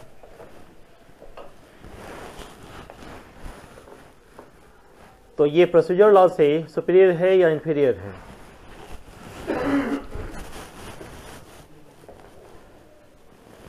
सीधा सा सवाल उठता है कि कॉम्प्लीमेंट्री है। ठीक है, कैसे कॉम्प्लीमेंट्री है? किस तरह से वो एक दूसरे की सहायता करता है? अनुपूरक है कैसे? तो राही है, तो ये रास्ता, वो राही है। अच्छा, वो मंजिल है, ये रास्ता है, और राहगीर बैठे हुए हैं यहाँ। तो हमें ये बता दीजिए कि कैसे उस रास्ते पहुंचेगी, क्योंकि रास्ते तो ढेर सारे निकल के हैं ना। हाँ, किस एक्ट के माध्यम से उस मंजिल तक पहुंचे? मंजिल कहाँ है आपकी? तो कैसे पहुंचेंगे वहां तक? देखिए, उन दोनों में एक अंतर है। ठीक है, वो एक दूसरे का कॉम्प्लीमेंट्री है, इसलिए कि एक के बिना दूसरा अधूरा है। क्योंकि अगर हम किसी के ऊपर सिर्फ राइट ही राइट देते हैं, उसको कुछ भी उसका इन्फोर्समेंट का कोई मैसनरी न दे, तो राइट बेमानी हो जाएगी। क्योंकि वही बात होगी कि किसी ने उसका राइट को छीन लिया और उसके पास कोई उसको इम्प्लीमेंट करवाने का कोई साधन नहीं दिया है हमने। और अगर हमने किसी को खूब साधन दे दिया, राइट ही न दिया, तो क्या करेंगे? रास्ते खूब बनाए हैं, खूब उबड़ खाबड़ बनाए हैं, तो क्या करेंगे आप? तो भी कुछ नहीं कर पाएंगे। तो ऐसा कुछ नहीं है, दोनों एक दूसरे का कॉम्प्लीमेंट्री है। तब एक अंतर है, वो अंतर ये है कि जब भी हम सब्सटेंटिव लॉ का इंटरप्रिटेशन करते हैं तो स्ट्रिक्ट करते हैं, और प्रोसीजर लॉ का इंटरप्रिटेशन जब करेंगे तो लिबरल करेंगे। क्यों लिबरल करेंगे?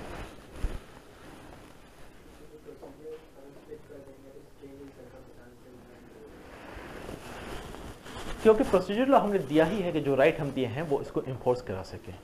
तो हम अगर प्रोसीजर लॉ को काफ़ी स्ट्रिक्ट बनाते हैं या उसका स्ट्रिक्ट इंटरप्रिटेशन करने लगे, तो हाइपर टेक्निकलिटी की वजह से, काफ़ी तकनीकी चीज़ों की वजह से किसी को न्याय नहीं मिल पाएगा।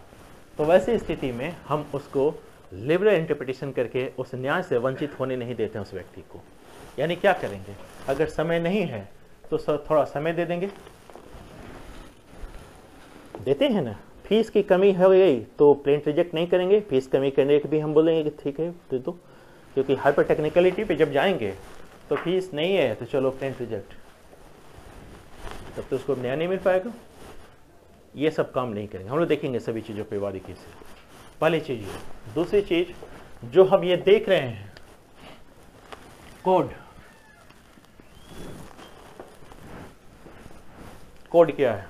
एक्ट तो हम लोग समझते हैं, क्योंकि एक्ट तो हम लोग अब तक पढ़ चुके हैं। एक्ट किसको कहते हैं? संसद द्वारा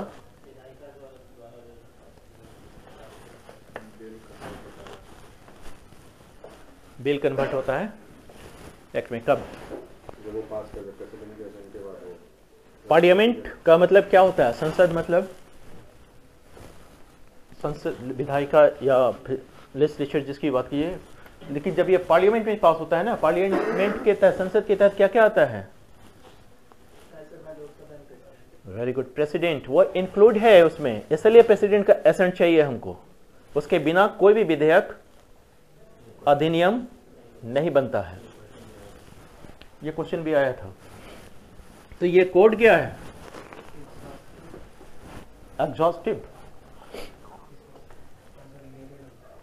इसलिए एग्जॉस्टिव है।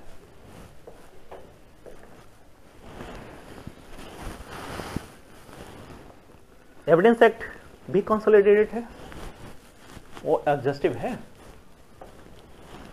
क्योंकि एग्जॉस्टिव बिल्कुल डिफरेंट चीज है। देखिए एग्जॉस्टिव का, अच्छा पहले समझ लीजिए इसको, ठीक है।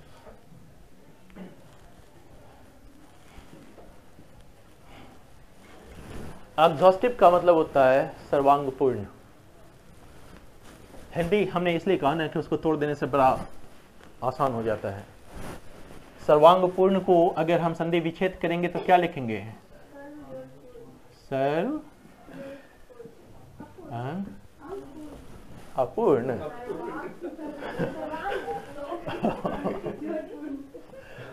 सर्वांग अपूर्ण, ठीक है। तो सर्वांगपूर्ण यानी इसके जितने भी ऑर्गन्स हैं, अंग मतलब ऑर्गन्स हैं, वो पूर्ण है, यह अष्टावक्र नहीं है। तो जब सारे अंग इसके पूर्ण हैं, यानी कि किसी भी मैटर पे आप इसके पास कोई भी डिस्प्यूट लेके जाइए, सबका समाधान इसके पास है। ऐसा भानुमति का पिटारा कहाँ मिलेगा? नहीं, पहले कामधेनु गाय होती थी, उसे जो कुछ मांगिए वो फट से दे देती थी। पता नहीं क्यों देती है, अब मांगने में चले जाए प्रत्येक गाय के पास कि देखें कामधेनु है कि नहीं। तो दुलती देगी तो फिर मत कहिएगा कि उसने क्या दिया। तो सर्व अंग पूर्ण कब होता है? आप समझते हैं कि कोई भी लेजिस्लेचर क्या इतना दूरदर्शी है कि भविष्य में आने वाले प्रत्येक घटनाओं के बारे में उसका उपाय पहले से सोच ले कि कल क्या घटेगा? इतना लोग अगर पारखी हो हमारे यहां तो क्या दिक्कत है? तब तो प्रत्येक घटना के प्रत्येक संबंध में सारे प्रॉब्लम्स हम लोग पहले से ही डाल के रखेंगे। क्या स्थिति थी कॉमन लॉ के संदर्भ में? क्यों जस्टिस नहीं मिल पाता था? क्योंकि रीट की संख्या लिमिटेड थी। और अभी का जो कॉन्सेप्ट है वो क्या है? यो भी जस्ट अभी रेमेडियम। इसका मतलब कहां है, क्या है कि जहां अधिकार है वहां उपचार है, रेमेडी है। तो ऐसा हो सकता है क्या कि इसके पास जितने भी प्रॉब्लम हो, ये सब का उपचार अपने आप में शामिल करके रखे? कोई भी अधिनियम है, ये एग्जॉस्टिव है। आपको एक चीज बता दें कि एग्जॉस्टिव है। और दूसरी तरफ हम ये भी कह रहे हैं कि क्या कोई विधायिका इतनी दूरदर्शी हो सकती है कि कितने प्रत्येक आने वाली समस्या का समाधान का उपाय पहले से ही ढूंढ के रखे? नहीं कर सकती है। तो फिर ये एग्जॉस्टिव कैसे है? याद कीजिए, हेलो इक्विटी क्लास कर रहे थे। इक्विटी में इक्विटी आया क्यों? किस वजह से आया था? हाँ, जस्टिस नहीं मिल रहा था। तो वो करता क्या था? हाँ, तो कैसे करता था वो तो बात की चीजें हैं, बट वो किस चीज पे डिपेंडेंट था? यस, वह अंतःकरण पे डिपेंडेंट था। कॉन्साइंस उसका जो कहता था उसके अकॉर्डिंगली वो काम करता था। वो उन चीजों से बंधा हुआ नहीं था जो कॉमन लॉ बंधे हुए थे। तो वो क्या करता था? इक्विटी, जस्टिस और गुड कॉन्सेंस, उसके आधार पे काम करता था। तो नेचुरल जस्टिस का प्रिंसिपल है जिसके अकॉर्डिंगली वो काम करता था। तो अब ये अगर सर्वांगपूर्ण है तो ये कब करेगा? ये भी तो, ये कब का? इक्विटी कब की थी? ये तो उसका छोटा बच्चा उच्चा है, उसके बाद में आया ना 1908। तो ये सर्वांगपूर्ण किस वजह से है? 151 क्या कहता है? ये कह रहे हैं कि सेक्शन 151 की वजह से है। 151 किस चीज के बारे में कह रहा है? ये inherent power of the civil code के बारे में बात कर रहा है। सेक्शन 151 और सेक्शन 482 ऑफ सीआरपीसी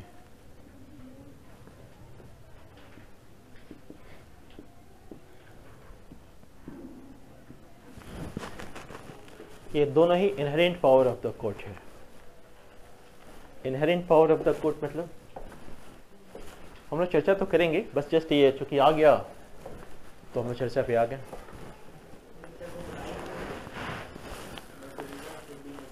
हाँ, by the reason of being court, यानी कि इस कोर्ट होने की वजह से उसके पास ये पावर है, इनहेरेंट पावर है।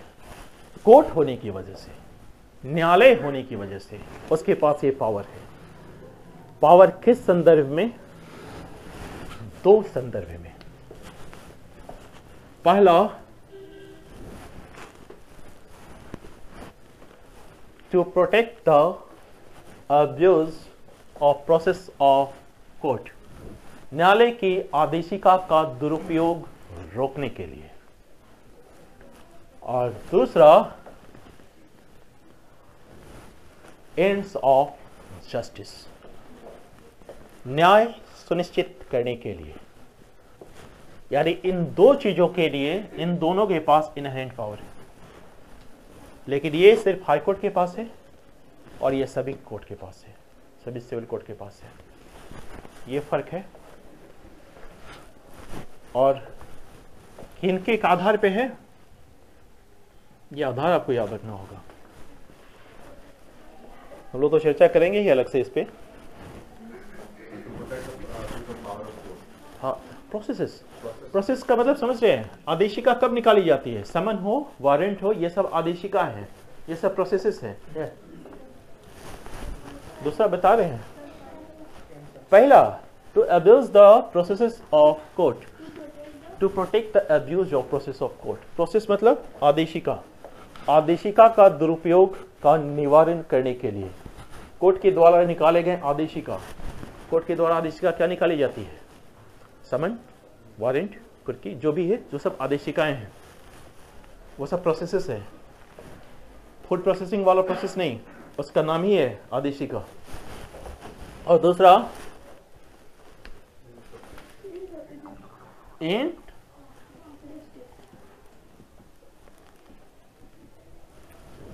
ये एंड से, ये मिस्टेक मत कीजिएगा, नहीं तो एंड ऑफ जस्टिस हो जाएगा। नहीं, सच्चाई है, इसलिए मैं बता रहा हूं, इसलिए मैं रुका भी था वहां पे कि आपका ध्यान बार बार यहां जाए। इसमें एस लगाना नहीं छोड़िएगा, नहीं तो अर्थ का अनर्थ हो जाता है। तो इन दोनों के लिए जब भी कोई काम करेगा तो क्या करेगा? प्रोविजन तो हमने दिया नहीं है, तब ये क्या करेगा? कैसे सर्वांगपूर्ण है? तो वो वही काम करेगा जो वो जो इक्विटी करता था। क्या करेगा? Good conscience, justice and equity, इसके आधार पे ये काम करेगा। या नेचुरल जस्टिस के प्रिंसिपल को अपनाएगा और इसके कंसर्निंग जो भी रेमेडी होगी उसको अवेल करवाएगा। और जब ये ऐसा प्रोविजन इन दोनों में है तो इसकी वजह से ही ये दोनों एग्जॉस्टिव है, यानी कि सीआरपीसी और सीपीसी ये तो एग्जॉस्टिव है। ये बात समझ में आ गई। लेकिन हमने पूछा कि कोड क्या है?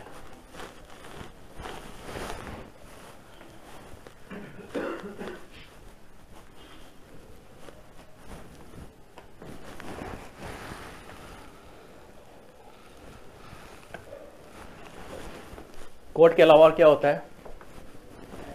एक्ट होता है, रेगुलेशन होता है, रूल्स होता है, नोटिफिकेशन होता है, बायलॉज होते हैं, कस्टम्स होते हैं और ऑर्डिनेंस होते हैं। ये सब जो विधि का बल रखते हैं वो सब के सब क्या हैं? लॉ है। ये कहां से हम बोल रहे हैं? आपके कॉन्स्टिट्यूशन में इसकी डेफिनेशन दी गई है। ये कोड क्या है? अगर आप सीपीसी के डेफिनेशन सेक्शन में जाइएगा तो कोड डिफाइन किया हुआ है, वहां देखिएगा 2(1) में 2(1) में कोड डिफाइन है और क्या कहता है? Code includes rules. इसका मतलब क्या हो गया? ये कहता है कोड, हम किसकी बात करें? सेक्शन 21, यहां कोड डिफाइन है, और जब कोड डिफाइन है तो कहता है कोड इंक्लूड्स रूल। और हमने क्या कहा कि इसमें हमें क्या क्या देखना है? ये विचित्र प्राणी है, इसी वजह से आप लोग को डर लगता है। एक तो ये इसमें सेक्शंस हैं, कितने हैं? 158, ये ना। उसके बाद ऑर्डर हैं 51, और इसमें रूल्स हैं। रूल्स कितने हैं? रूल्स कितने हैं? ये ऑर्डर के अंदर ही रूल्स है। सबसे अधिक रूल्स है ऑर्डर 21 में। ये कभी कभी पूछ देता है आपके वो जो एग्जाम लेता है, यानी, और इसमें रूल्स हैं टोटल 106 इस पर्टिकुलर ऑर्डर 21 में, इसलिए नहीं कि पूरा संहिता में। तो हम क्या देख रहे हैं यहाँ रूल्स हैं। और कोड की डिफिनेशन में क्या कहता है कि कोड इंक्लूड रूल्स। इसका मतलब हम क्या मान लें कि कोड में रूल है तो सेक्शन नहीं है, नहीं है ना? इंक्लूडिंग डिफिनेशन है ना। 21 क्या कर रहा है? पढ़िए उसको। तो इंक्लूडिंग डिफिनेशन है तो सेक्शन भी है, ऑर्डर भी। ऑर्डर नहीं है, यस, कॉमन सेंस लगाते रहिए। ऑर्डर है तो रूल्स हैं तो ऑर्डर भी होंगे। तो ये कहना क्या चाह रहा है? इसको जरूरत क्या थी कहने की? हम जानते नहीं है क्या कि इसमें ऑर्डर में रूल होता है। क्या बताना चाह रहा है सेक्शन 21?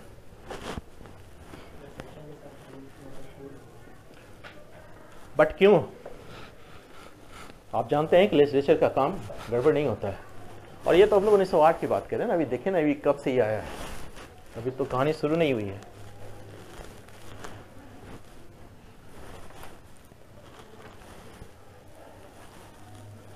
इसके लिए हमें देखना होगा कि इसकी कॉन्स्टिट्यूशनल पोजीशन क्या है, सीपीसी की कॉन्स्टिट्यूशनल पोजीशन क्या है। और जब भी हम कॉन्स्टिट्यूशनल पोजीशन की बात करते हैं, इसका मतलब ये है कि किस शेड्यूल में, किस लिस्ट में है। तो हमने अभी कहा कि 7 शेड्यूल है हमारा, और उसमें 3 लिस्ट हैं, union list, state list, concurrent list. तो जब सीपीसी की बात होती है, ये प्रोसीजर लॉ है, और इसकी कॉन्स्टिट्यूशनल पोजीशन कहाँ है राकेश जी?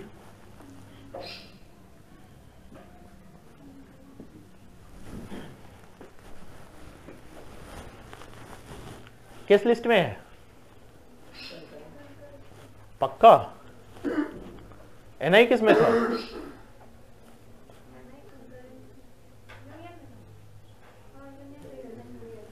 एनआई यूनियन में था।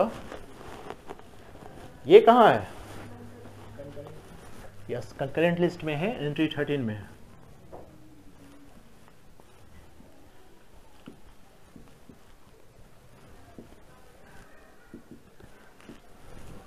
समवर्ती सूची के एंट्री 13 में इसकी पोजीशन है। समवर्ती सूची में होने का क्या अभिप्राय है?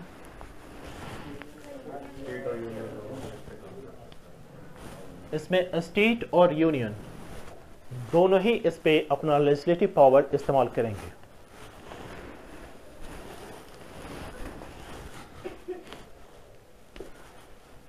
इसका मतलब क्या हुआ कि इसमें सेक्शन है, ऑर्डर है, रूल्स है,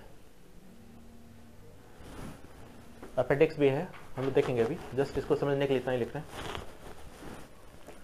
जब ये दोनों ही अपना पावर इस्तेमाल करेगा, यानी पार्लियामेंट या स्टेट लेजिस्लेचर, तो इसमें क्या करेगा? जब ये करता है अमेंडमेंट तो क्या करता है? AVR, वेरी गुड, AVR इसका मतलब एडिशन, वेरिएशन, रिपील। AVR यानी कुछ ऐड करेगा इसमें, कुछ वेरीफाई करेगा, इसको रिपील कर देगा। और जो कंकरेंट लिस्ट में होने की वजह से ये काम दोनों करेगा, यानी सेक्शन को, ऑर्डर को और रूल को, इन तीनों को AVR करने की पोजीशन में कौन है? क्यों सर? कंकरेंट लिस्ट में है ना, कैसे कंफ्यूजन हो गई? कंकरेंट लिस्ट में है ना। समवर्ती सूची का ही मतलब है कि उस पे दोनों ही अपना फुटबॉल मैच खेलेंगे, तभी ना। या अभी हम उस पर डिस्कशन नहीं करेंगे कि दोनों में इनकंसिस्टेंसी हुई तो क्या हुआ। अब जरा जो 218 एक बार पढ़िए तो यहां डिफाइन किया है किस चीज को? रूल्स को।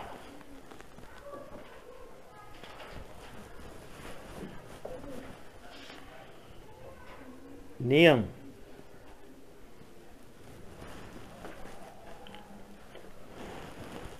एक 122 और 125 के तहत हाईकोर्ट के द्वारा बनाया गया नियम भी नियम है। बात समझ में आ रही है कुछ? ये क्या कहना चाह रहा है?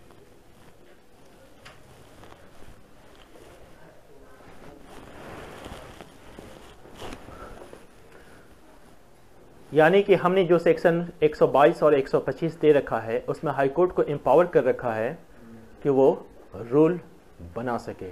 रूल मेकिंग पावर हमने हाईकोर्ट को दे रखी है।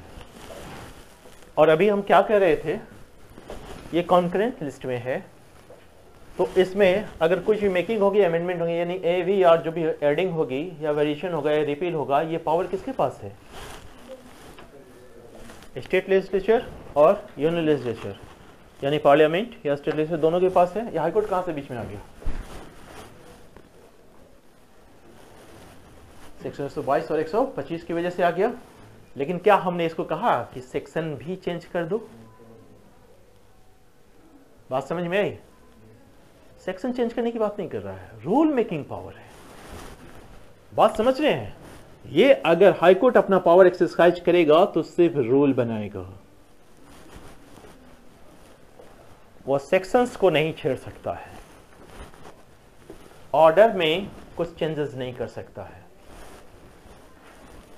मतलब ऐसा नहीं कि ऑर्डर का नाम बदल दिया, ये सब काम नहीं कर सकते हैं।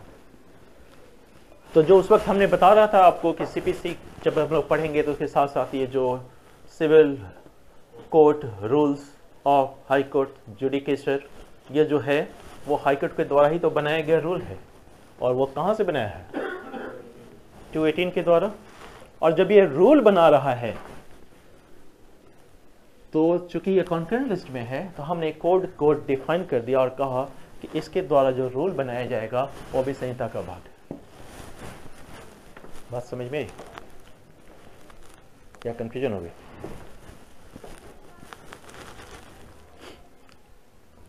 टू 1 का डेफिनेशन देखिए क्या कह रहा है, इंक्लूड रूल्स। तो किस के रूल को इंक्लूड करने की बात कर रहा है?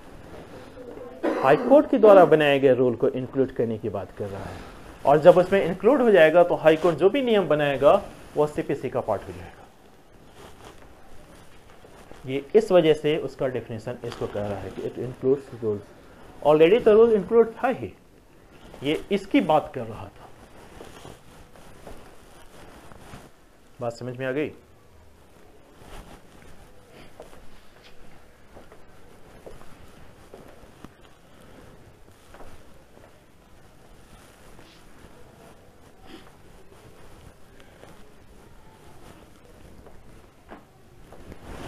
ये अब 1908 पे आ जाइए। बाउंस कर रहा है। CPC क्लास 3 घंटे करने मतलब सहने की ताकत सही है। हाँ? क्यों घबरा रहे हैं? जितना देर करना है कीजिए ना, आप तो दैनिक प्राणी।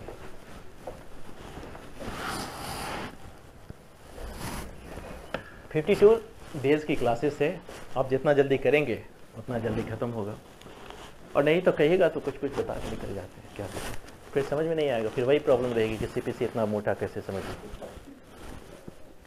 आइए 1908, ये जब हम बात करें थे तो अब की बात करें। देखिए अब यहाँ से कुछ क्वेश्चंस आपके काम के आएंगे।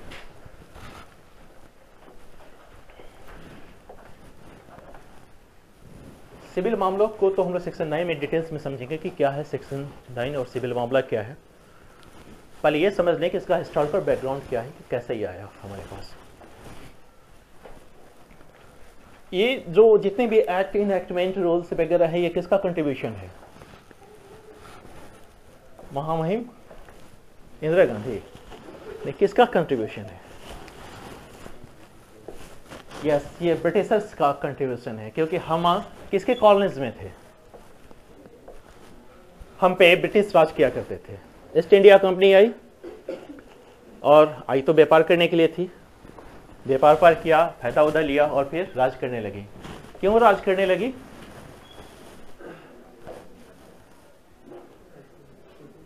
क्योंकि हमने राज करने दिया उसे। यही सच्चाई है। सहनशील होना अच्छी बात है, लेकिन इतना सहनशील मत होइए कि उससे आपकी दुर्बलता झलकने लगे। ये काम मत कीजिए। आपकी विनम्रता अलग चीज है, दुर्बलता अलग चीज है। तब कहते हैं ना, क्षमा शोभती उस भुजंग को जिसके पास गरल हो। जिस सांप के पास विष हो वो क्षमा करे तो फायदेमंद है, झूठो फुफकारते रहे तो मारेंगे तो ये तो अलग चीज है। तो ताकतवर तो आप थे, लेकिन क्या थी कि आप बटे हुए थे जात में, कास्ट में, ऊंच नीच में, राजा महाराजा में, इन सब चीज़ों में बटे हुए थे। तो फूट डालो और राज करो उनके लिए बहुत आसान हो गया, क्योंकि किसी को लाज दे के खरीदो तो आज भी खरीदा जाता है। अंग्रेज चले गए, क्या छोड़ गए? इतना सारा एक्ट छोड़ गए नहीं छोड़ते तो क्या दिक्कत थी? तो खैर जो भी रीजन रहा हो, तो जिस वक्त हम ब्रिटिश इंडिया की बात करेंगे उस वक्त दो तरह के स्टेट हुआ करते थे, एक देसी रियासत और दूसरा ब्रिटिश इंडिया। तो देसी रियासत तो वहां था जहां के शासक से साथ उन्होंने बेलेस्ली ने सहायक संधि कर रखी थी, तो उन पे तो कोई मतलब नहीं था, वो अपना तरीके से अपना राज चलाते थे। हिंदू अगर शासक हो तो हिंदू की तरह, मुस्लिम शासक हो तो मुस्लिम की तरह, क्योंकि कब आया था ये हिंदू शासन, मुस्लिम शासन, उसके बाद ना अंग्रेज आए हैं। तो जो भी जिस तरह की भी प्रवृत्ति रही हो उस वक्त तक। लेकिन जब 1857 की क्रांति हुई, जानते हैं, उससे बहुत ही ड्रामेटिक चेंजेस आ गया, और अब ये जो भी उपनिवेश के शासन तंत्र थे वो किसके हाथ में चला गया? 1858 में ब्रिटिश क्राउन के। अब वो ब्रिटिश क्राउन 1858 में, तो उससे वक्त जो भी ब्रिटिश इंडिया का पार्ट था वो भी दो पार्ट में बटा हुआ था। कौन कौन? एक तो प्रेसिडेंसी टाउन और दूसरा प्रोविंशियल, यानी प्रांतीय क्षेत्र और प्रेसिडेंसी क्षेत्र।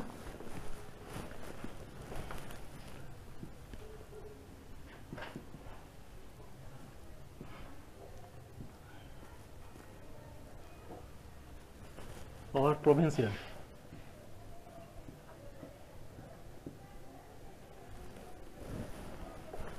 प्रेसिडेंसी टाउन में कितने प्रेसिडेंसी टाउन्स थे? 3। कौन कौन?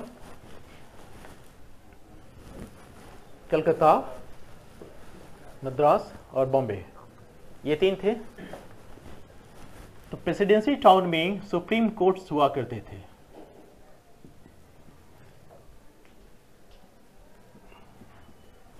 हमने कोर्ट्स कहा है, कोर्ट नहीं। और साथ साथ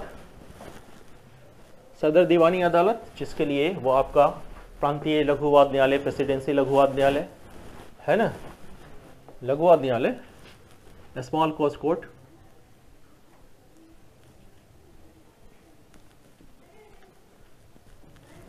और यहां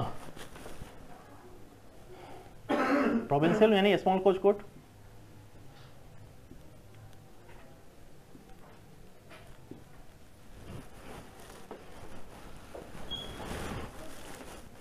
अब स्थिति ये थी कि ये जो चीजें थी ये सब रेगुलेट होती थी कोई रेगुलेशन से। रेगुलेशन के लिए क्या चाहिए, रेगुलेट करने के लिए क्या चाहिए? रेगुलेशन का प्रोविजन कहाँ है? हमने तो 75% ले लिया है ना भारत शासन अधिनियम से, the government of India act 1935 से। तो कॉन्स्टिट्यूशन में भी प्रोविजन है। आज भी हम रेगुलेशंस तैयार करते हैं, हम लोग देखेंगे थोड़ी देर पहले, थोड़ी देर बाद ही जब हम लोग नागालैंड, असम इन सब की चर्चा करेंगे कि वहाँ की स्थिति है तब के कंसर्निंग। तो आर्टिकल 240 में है अभी, लेकिन ये उस वक्त की बात नहीं थी। और इतने रेगुलेशंस में डिसिमिलरिटीज थी कि एक ही प्रांत में, जैसे अगर बंगाल प्रांत की बात करें तो वहां डिफरेंट जगह डिफरेंट रेगुलेशंस हुआ करते, इन्फॉर्मेटिव थी ही नहीं। यानी अगर कोई एक मामला है, अगर वो बंगाल प्रांत में चल रहा हो तो वहां अलग सुनवाई होती थी, प्रोविंशियल स्टेट में अगर चल रहा हो तो उसके डिफरेंट प्रोसीजर थे, यानी इन्फॉर्मेटिव प्रोसीजर में थी ही नहीं।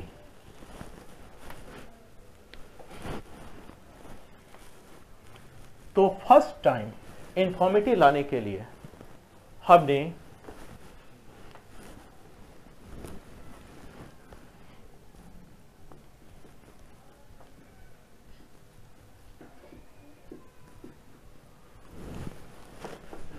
ये फर्स्ट सिविल प्रोसीजर कोड है,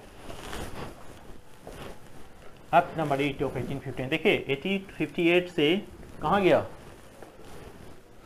ब्रिटिश क्राउन के पास। 1857 का विद्रोह हुआ, उसके बाद 1858 में ब्रिटिश क्राउन के पास, और उसने फर्स्ट टाइम इन्फॉर्मेटिव लाने के लिए 1859 में एक्ट पारित किया। और ये इस पे लागू होता था, इस पे अभी भी लागू नहीं हो रहा था प्रेसिडेंसी टाउन पे।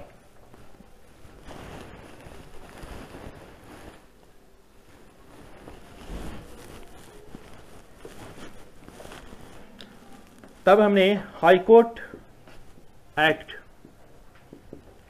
1861 पारित किया। ये सब लिखते जाइए, आपके काम की चीजें, कहीं से पूछ लेगा।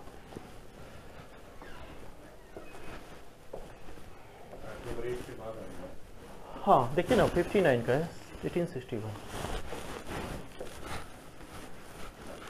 और जब ये स्थिति आई तो इसने क्या किया कि सुप्रीम कोर्ट को एबॉलिश कर दिया। जितने भी सुप्रीम कोर्ट थे, कितने थे? 3, इनको समाप्त कर दिया और इनकी जगह इनके जो भी अधिकार थे वो चार्टर्ड हाई कोर्ट को दे दिया।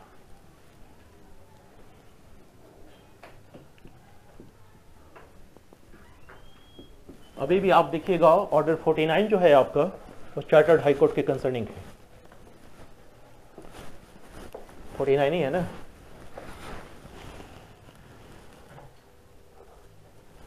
एक बार कंफर्म हो लीजिए तो ऑर्डर 49,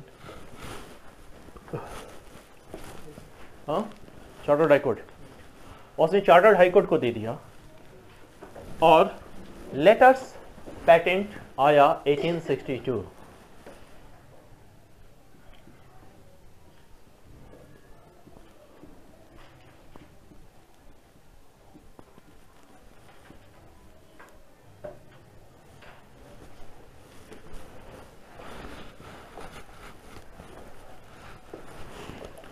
और इसमें यह व्यवस्था कर दी कि जो ये एक्ट था, एक्ट नंबर 8 ऑफ 1859, दस लेटर पेटेंट्स की वजह से अभी ये प्रेसिडेंसी टाउन पे भी लागू हो गया।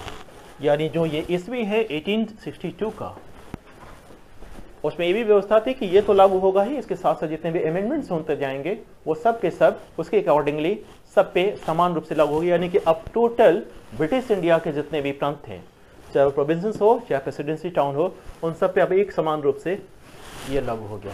एक्ट नंबर 8 ऑफ, हाँ बता रहे, हाँ लेटेस्ट पेटेंट। ये क्या है? ये सॉवरेन का एक लेटर है। सॉवरेन समझते हैं? संप्रभु। और सॉवरेन कौन था उस वक्त? British crown. उसके द्वारा एक लेटर निकाला जाता है और इसकी प्रभाव यह होती है कि इस लेटर के अभाव में आप वो काम नहीं कर सकते हैं जो आप काम अब करने जा रहे हैं। यानी कि इसलिए लेटर नहीं मिलता तब तक। यहां सिर्फ क्या हुआ था? चार्टर्ड हाईकोर्ट आया था, ये नहीं लागू हुआ था। इसने इसके लागू होने के लिए इसका योगदान है।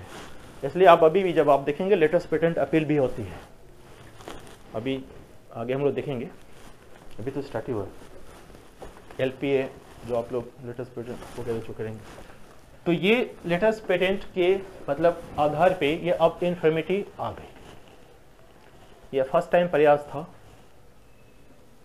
एक इन्फर्मिटी लाने का, और ये कंप्लीट ब्रिटिश इंडिया पे एक समान रूप से फर्स्ट CPC सिविल प्रक्रिया संहिता लागू हो गई।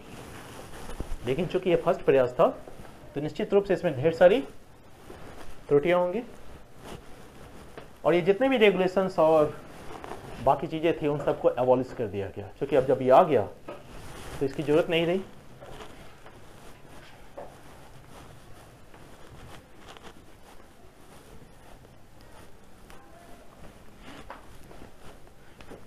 उसके बाद आया एक्ट नंबर 10 ऑफ 1877।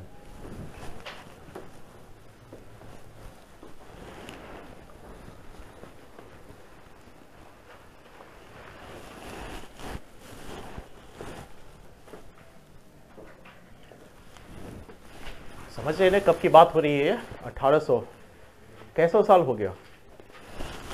चित्रा 200। अच्छा, और जब बार बार सुधार कर रहे थे तो निश्चित रूप से बार बार परिस्थितियां बदल रही थी और उसके लिए फिर हमें सुधार की जरूरत थी। एक्ट नंबर 14 ऑफ 1882 ये थर्ड CPC है।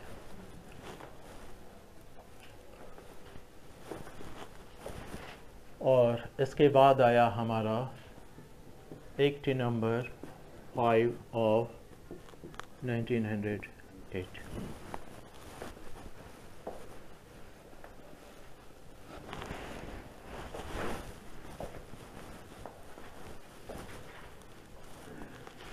इस स्टेज तक, यानी कि ये जो लास्ट 1882 है, इसमें सिर्फ सेक्शंस हुआ करते थे और चैप्टर्स हुआ करते थे, और इसमें थे 49 चैप्टर्स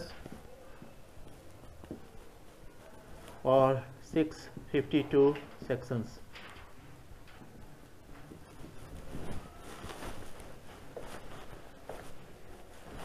फर्स्ट टाइम हमने इसमें सेक्शंस, ऑर्डर, रूल्स, अपेंडिक्स डाला। इससे पहले की स्थिति में सिर्फ चैप्टर और सेक्शंस ही हुआ करते थे। ऐसा नहीं समझिएगा कि बीच में अमेंडमेंट नहीं हुए हैं, बीच में अमेंडमेंट हुए हैं। हम मेजर अमेंडमेंट की बात कर रहे हैं जिसके लिए सब्स्टिट्यूट कर दिया गया, बीच के अमेंडमेंट की हम बात नहीं कर रहे हैं। ये मेजर है जिसमें ये हुआ, और ये भी नहीं है कि इसमें अमेंडमेंट नहीं हुए हैं, इसमें भी अमेंडमेंट हुए हैं। और इसका जो सबसे मेजर अमेंडमेंट है वह है एक्ट नंबर 104 ऑफ 1976।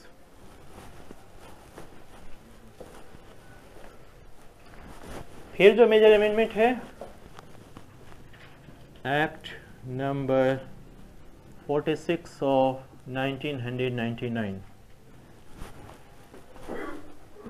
और फिर एक्ट नंबर 22 ऑफ 2002।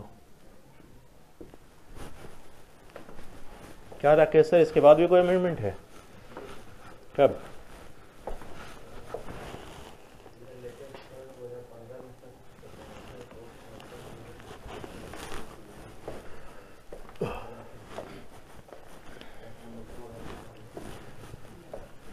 देखिए क्या हुआ, क्लास बाहर कर देंगे, बदमाशी नहीं कीजिए। सीरियस बात चल रही है, कॉमेडी चल रही है। हो गया, चलिए इधर आइए। अरे आप एक काम कीजिए, एक नंबर छूट जाएगा, बाहर हो जाइएगा क्लास से नहीं, रेस से। इसके बाद मलीमात कमेटी बनी थी, जस्टिस मलीमात कमेटी।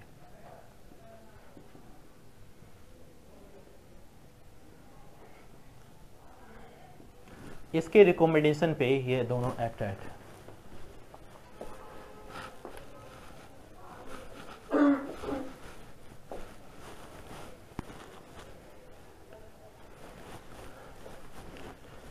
ये इम्फोर्स हुआ है 1 फरवरी 1977 को और ये दोनों 1 जुलाई 2002 को।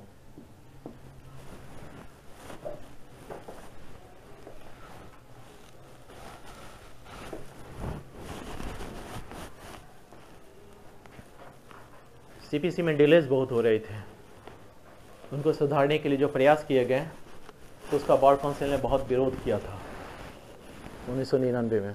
आप देख रहे हैं ना, एक 1999 का, दूसरा 2002 का, और दोनों का एनफोर्समेंट डेट एक ही है। कह रहे थे कि जो अमेंडमेंट्स आ रहे हैं वो सब अनकॉन्स्टिट्यूशनल हैं।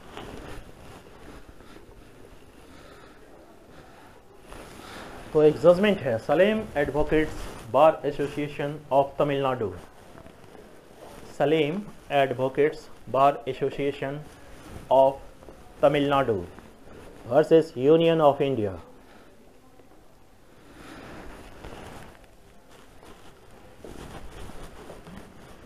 हाँ बताइए। Salem advocates bar association of Tamil Nadu versus union of India. ये 2003 में भी आया और 2005 में भी आया।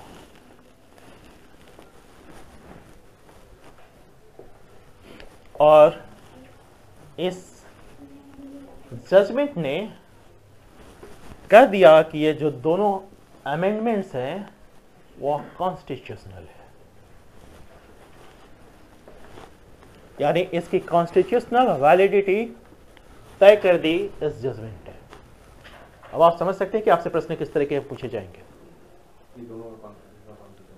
यस, पहली दूसरी इन दोनों जस्टिस मलिमात कमेटी और ये एनफोर्समेंट डेट।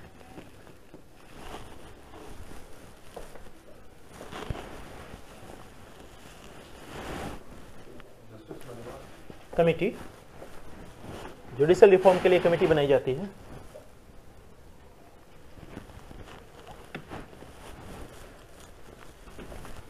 और हम आज की तारीख में इन सभी अमेंडमेंट्स के साथ मौजूद हैं, लेकिन नाम अभी भी वही है। कौन सा नाम है?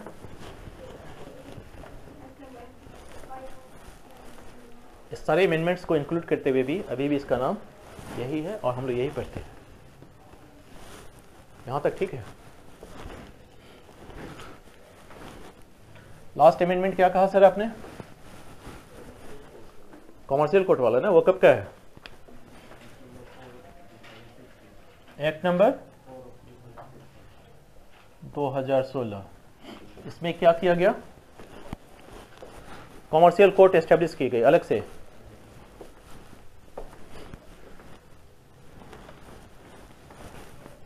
ठीक है, हिस्टोरिकल बैकग्राउंड समझ गए?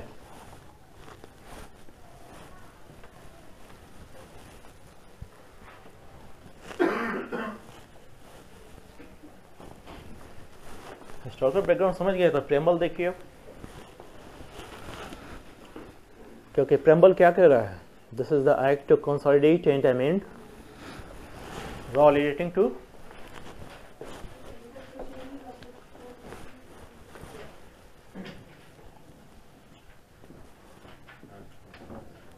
डेट एंड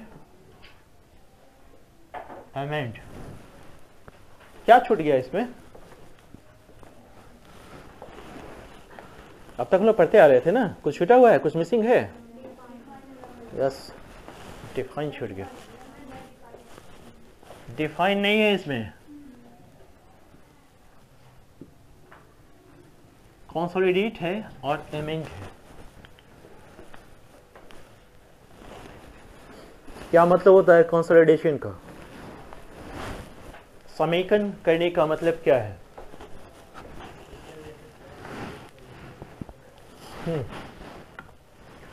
देखिए, हम लोग अब तक जो हिस्ट्री देख रहे थे उसके अकॉर्डिंगली क्या देखा हमने? सबसे पहला 1859, फिर 1877, फिर उसके बाद 1882 और अब जाके ये और बीच में सारे अमेंडमेंट्स इन सबको देखा, हमने सबके इसके कंसर्निंग जितने भी एक्ट्स थे उस सबको एक जगह इकट्ठा किया। इकट्ठा कर लिए तो क्या हुआ, कबाड़ी वाले को बुलाएं, बेच दिया? नहीं, ऐसा नहीं है। जिस तारीख को ये बना रहे हैं, किस तारीख को बना रहे हैं, देखिए एसेंट देखिए 21 मार्च 1908।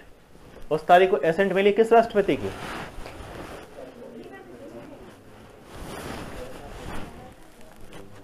यस, कई बार क्लास में पूछते हैं, लोग बोल देते हैं, सोचते हैं कि शायद राजेंद्र प्रसाद। तो उस वक्त राष्ट्रपति नहीं थे, गवर्नर जनरल का एसेंट मिला 21 मार्च। तो उस तारीख को जो काम की चीज थी वो हमने रख ली और बाकी चीज को रिपील कर दी। कंसोलिडेट का यही मतलब होता है, यानी इसमें रिपीलिंग करेक्टर होता है इसका, यानी कि अब जो काम की चीज नहीं है उसको हमने हटा दिया। और साथ ही साथ हमने कहा कि एग्जॉस्टिव है, तो अब किसी चीज की जरूरत भी नहीं रही। एग्जॉस्टिव है ना, अभी तो कहा कि इसमें सेक्शन 151 है, in and power of the court है, तो अब जरूरत नहीं रही किसी चीज की। तब यह है कि जब कंसोलिडेटिंग एक्ट होते हैं तो उसका इंटरप्रिटेशन कैसे करेंगे, क्या करते हैं इंटरप्रिटेशन के लिए? क्योंकि हमारे पास एक तो पहले से ऑलरेडी पड़ा हुआ है ये सीपीसी और दूसरा पुराने एक्ट,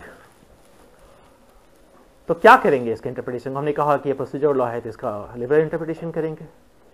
अभी स्टार्टिंग क्लास में कहा ना कि एक फर्क आ जाता है सब्सटेंटिव लॉ और प्रोसीजर लॉ में। प्रोसीजर लॉ का लिबरल इंटरप्रिटेशन करते हैं, तो वैसी स्थिति में जब लिबरल इंटरप्रिटेशन करेंगे तो क्या हम पीछे वाले एक्ट का भी हवाला लेंगे जो हमने रिपील कर दिया है?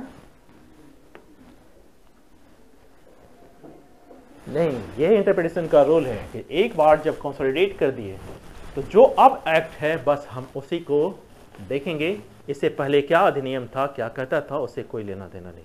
लेकिन तब अगर एम्बिग्युइटी हो गई तो, अगर संदिग्धता आ गई तो तब क्या करेंगे? तब की कंडीशन में लेंगे कि पहले क्या पोजीशन थी। जनरली हम नहीं लेंगे। और रह गई बात अमेंड करने की, चूंकि कंसोलिडेट है और साथ साथ अमेंड है, डिफाइन तो नहीं है। डिफाइन रहता तो क्या करते? Yes sir? नहीं। डिफाइन का मतलब क्या होता है? नहीं है सर, वो तो डेफिनेशन में ना। अब तक हम लोग जिस जिस एक्ट को पोस्टमार्टम किए हैं उसमें से क्या क्या निकला है? कंसिडरेट तो पहली बार आया है ना। मतलब अगर आप एविडेंस और सीआरपीसी छोड़ दीजिए तो ये पहली बार आया है ना। तो उसमें हम लोग इससे पहले क्या देख रहे थे? एनआई क्या था?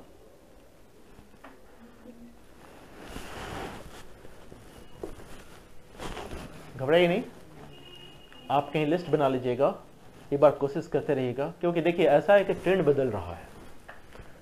एग्जामिनर को क्वेश्चन नहीं मिल रहे हैं, रिपीट करना नहीं चाहता है, तो कुछ उठपटांग क्वेश्चन डालेगा, तो आप उसके लिए तैयार रहिए। और वैसे भी उठपटांग नहीं, आपको जानकारी होनी चाहिए। लॉजिकली अगर देखिएगा तो ये उठपटांग नहीं है। अमेंड तो ये ऑलरेडी हो गया ना, क्योंकि जब हम सबको एक साथ लिए और जो हमारे काम का था उसको रख लिए और बाकी चीज को रिपील कर दिया, तो अमेंड तो ऑलरेडी कर दिया। कि अमेंड में क्या करते थे हम? एवीआर करते थे, एडिशन, वेरिएशन और रिपील। तो रिपील तो कर ही देते थे, अमेंडमेंट तो ऑलरेडी हो रहा है उसमें। तो इसलिए ये एक्ट किस तरह का? कंसोलिडेटिंग है और अमेंडिंग है। यहां तक तो क्लियर है। अब ये एक सवाल जो बार बार रह जाता है, क्या ये रेट्रोस्पेक्टिव है या प्रोस्पेक्टिव है? क्योंकि अगर हम इसको देख रहे हैं कि इसको एसेंट मिली है गवर्नर जनरल की 21 मार्च 8 और इसको इम्फोर्स कब किया गया है? यस, 1 जनवरी 1909।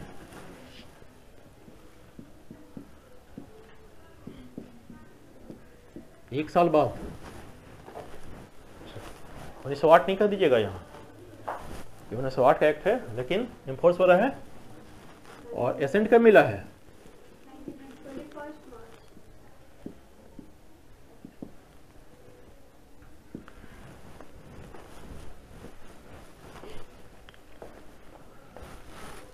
जब हम लोग ये तय कर चुके हैं कि प्रोसीजर लॉ है, ये एडजेक्टिव लॉ है।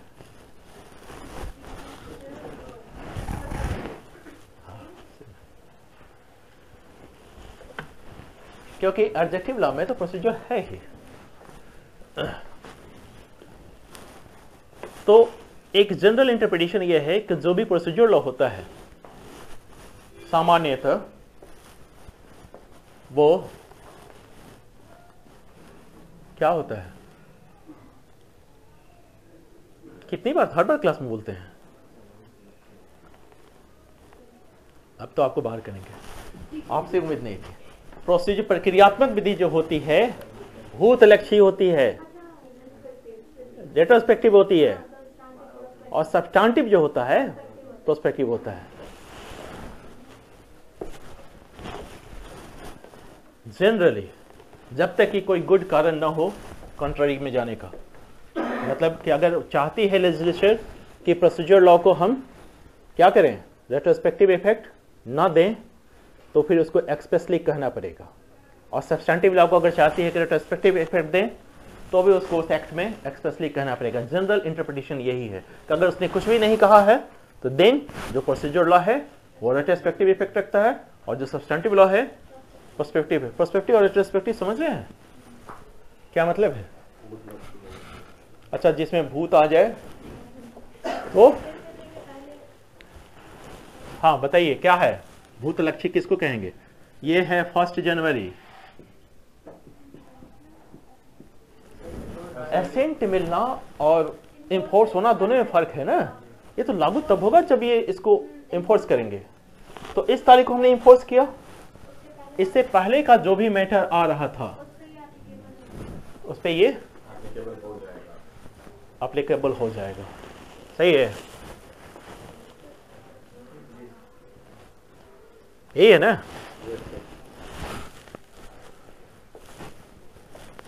सेक्शन 157, 158, 154 इसी का सीपीसी का।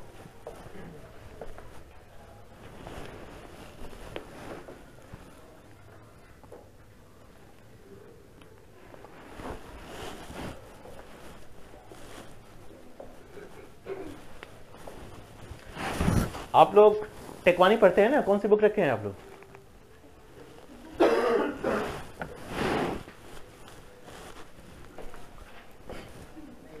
आप लोगों ने बुक नहीं ले रखी है जी?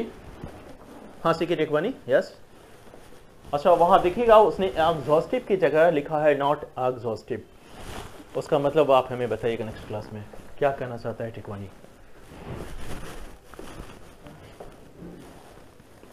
बाकी लोगों के पास जो भी बुक हो, क्योंकि टेकवानी एक स्टैंडर्ड बुक है इसकी, सीपीसी की, सीके टेकवानी की, बहुत इजी लैंग्वेज में इसने बहुत अच्छी तरीके से समझाया है सीपीसी को।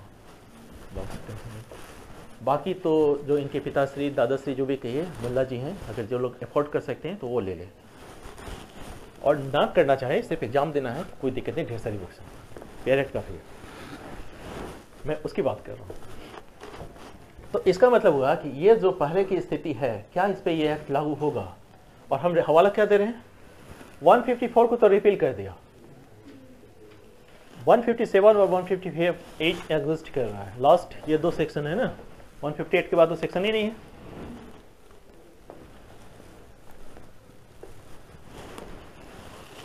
क्या हुआ? बाउंस कर रहा है सीपीसी? नहीं, आराम से पढ़िए ना, 2-3 दिन बाद बहुत अच्छे से समझ में आएगा। ये तो स्टार्टिंग क्लासेस है, अभी तो भूमिका चल रही है, हम आए कहाँ हैं? अभी सेक्शन 1 छुए भी हैं, सच्चाई है, कहाँ छुए हैं? पहले ही हम लोग बना चुके हैं।